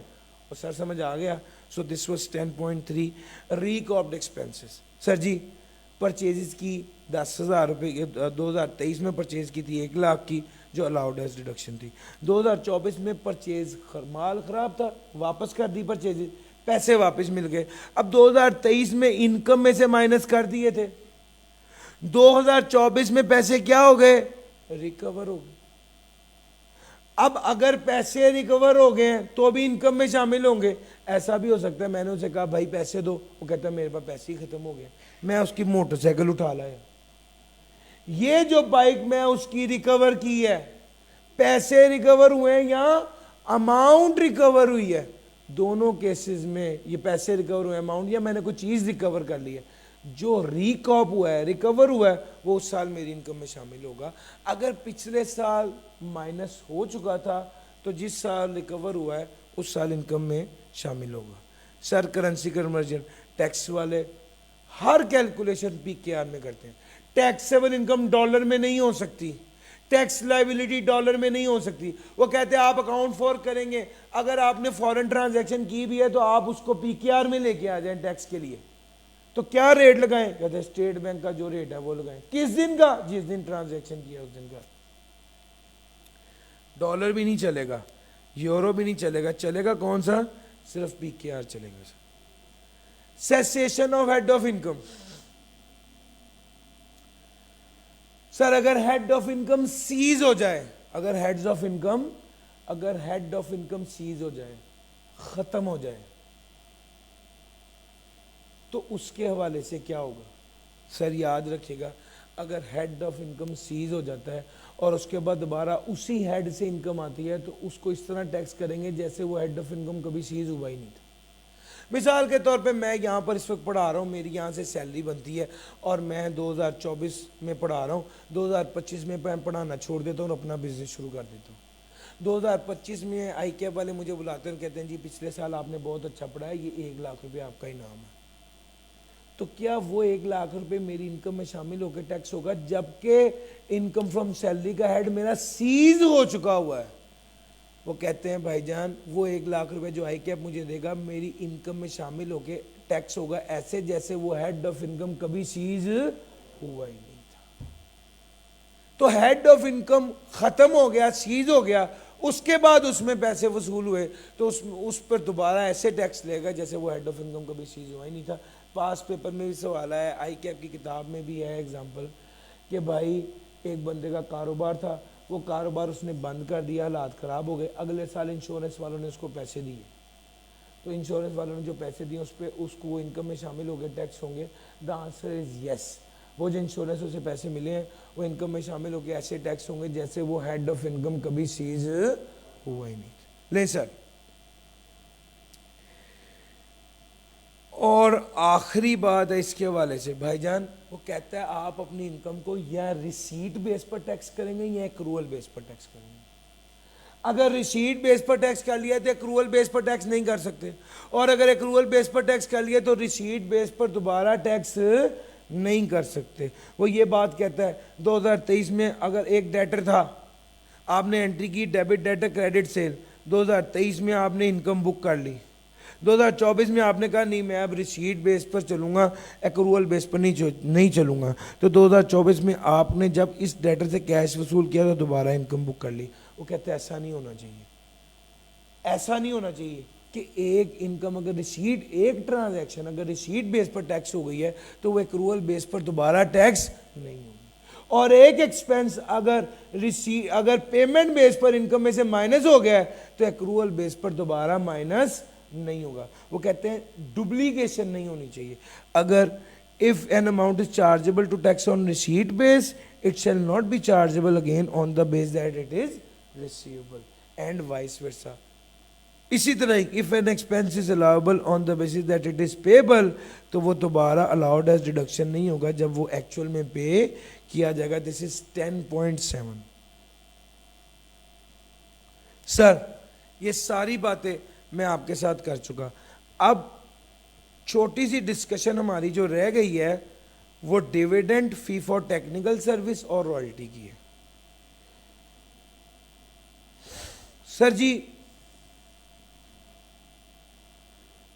میں اس کی ٹیکسیبلٹی آپ کے ساتھ ڈسکس کر رہا ہوں اور ڈیویڈنڈ اس کی نا ایک چھوٹی سی ویڈیو آپ کے ساتھ شیئر کرتا ہوں. سر میں ہمارا تھوڑا سا سیشن بھی تھوڑا سا لیٹ سٹارٹ ہوا ہے ہمارا, یہ ٹائم ہو گیا. میں آپ کے ساتھ اس کی ویڈیو شیئر کر رہا ہوں, ایک چھوٹی سی 2-3 منٹ میں جو ڈسکشن ہے وہ کر دیتا ہوں. میں نے آپ کے ساتھ سارے کانسیپٹس, آئی بلیو کہ دس از 98% ڈسکشن جو میں نے آپ کے ساتھ کر دی جو امپورٹنٹ ہے, ایگزامینیبل ہے. اچھا دیکھیے گا, ڈیویڈنڈ کیا ہے؟ ڈیویڈنڈ کمپنی کی انکم کا وہ حصہ جو شیئر ہولڈر میں تقسیم کیا جائے اسے ڈیویڈنڈ کہتے ہیں. یس اور نو؟ کمپنی کی انکم کا وہ حصہ جو شیئر ہولڈر میں تقسیم کیا جائے اسے ڈیویڈنڈ کہتے ہیں. اب اگلی بات یہ ہے, ڈیویڈنڈ میں کون کون سی چیزیں آتی ہیں؟ وہ کہتے ہیں جی 7 چیزیں ہیں. اس کا ایک نیمونک سے اس کو یاد کیا ہے, ڈار فال. وہ اسحاق ڈار صاحب ہے نا جی, جب وہ آتے ہیں نا گورنمنٹ میں تو ڈالر جو ہے وہ نیچے گرنے لگ جاتا ہے. اس سے میں نے نیمونک بنایا ڈار فال. D for distribution of debenture اور deposit certificate. A for assets of the company. Sir ji اگر ایسٹ تقسیم کیے جا رہے ہیں, اگر ڈیبینچر تقسیم کیے جا رہے ہیں, اگر شیئر کیپٹل کی ریڈکشن پر کچھ تقسیم کیا جا رہا ہے تو ایف پہلا تھا. اگر فورن کمپنی کا آفٹر ٹیکس پروفٹ ہے یا اماؤنٹ خرچ کی جا رہی ہے benefit for the share holder, یا لون دیا جا رہا ہے, پرائیویٹ کمپنی لون دے رہی ہے شیئر ہولڈر کو, یا لیکویڈیشن آف دا کمپنی پر کچھ تقسیم کیا جا رہا ہے, یہ 7 چیزیں ڈیویڈنڈ میں فال کریں گی. ڈار فال سے یاد رکھیے گا, تقسیم کر رہے ہیں یا ایسٹس کو یا ڈیبینچر کو یا لیکویڈیشن پر یا ریڈکشن پر. اور اس کے بعد private company loan they they share holder کو تو وہ بھی ڈیویڈنڈ ہے. پرائیویٹ کمپنی شیئر ہولڈر کے فائدے کے لیے پیسہ خرچ کر دے تو وہ بھی ڈیویڈنڈ ہے. اور اگر foreign company after tax profit of a branch of foreign company operating in Pakistan, یہ بھی ڈیویڈنڈ ہے. ڈیویڈنڈ کے بارے میں کی شرط یہ ہے کہ یہ کیومولیٹڈ پروفٹس میں سے ہونا چاہیے. ریزروز کی حد تک جتنا پیسہ خرچ کیا گیا تقسیم کیا گیا وہ ڈیویڈنڈ ہے. اگر ایکیومولیٹڈ پروفٹ 100 روپے ہے اور آپ نے ڈسٹریبیوٹ کر دیا 110 روپے, تو یہ 100 روپے تک کی اماؤنٹ کو ڈیویڈنڈ سمجھا جائے گا, اوپر والے 10 کو ڈیویڈنڈ نہیں سمجھا جائے گا. تو ڈیویڈنڈ کتنی ہوگی؟ Maximum up to accumulated profits. اور اس کی کچھ ایکسیپشنز بھی ہیں. میں آپ کو اس کی ٹیکسیبلٹی بتا دوں. ٹیکسیبلٹی میں دیکھیے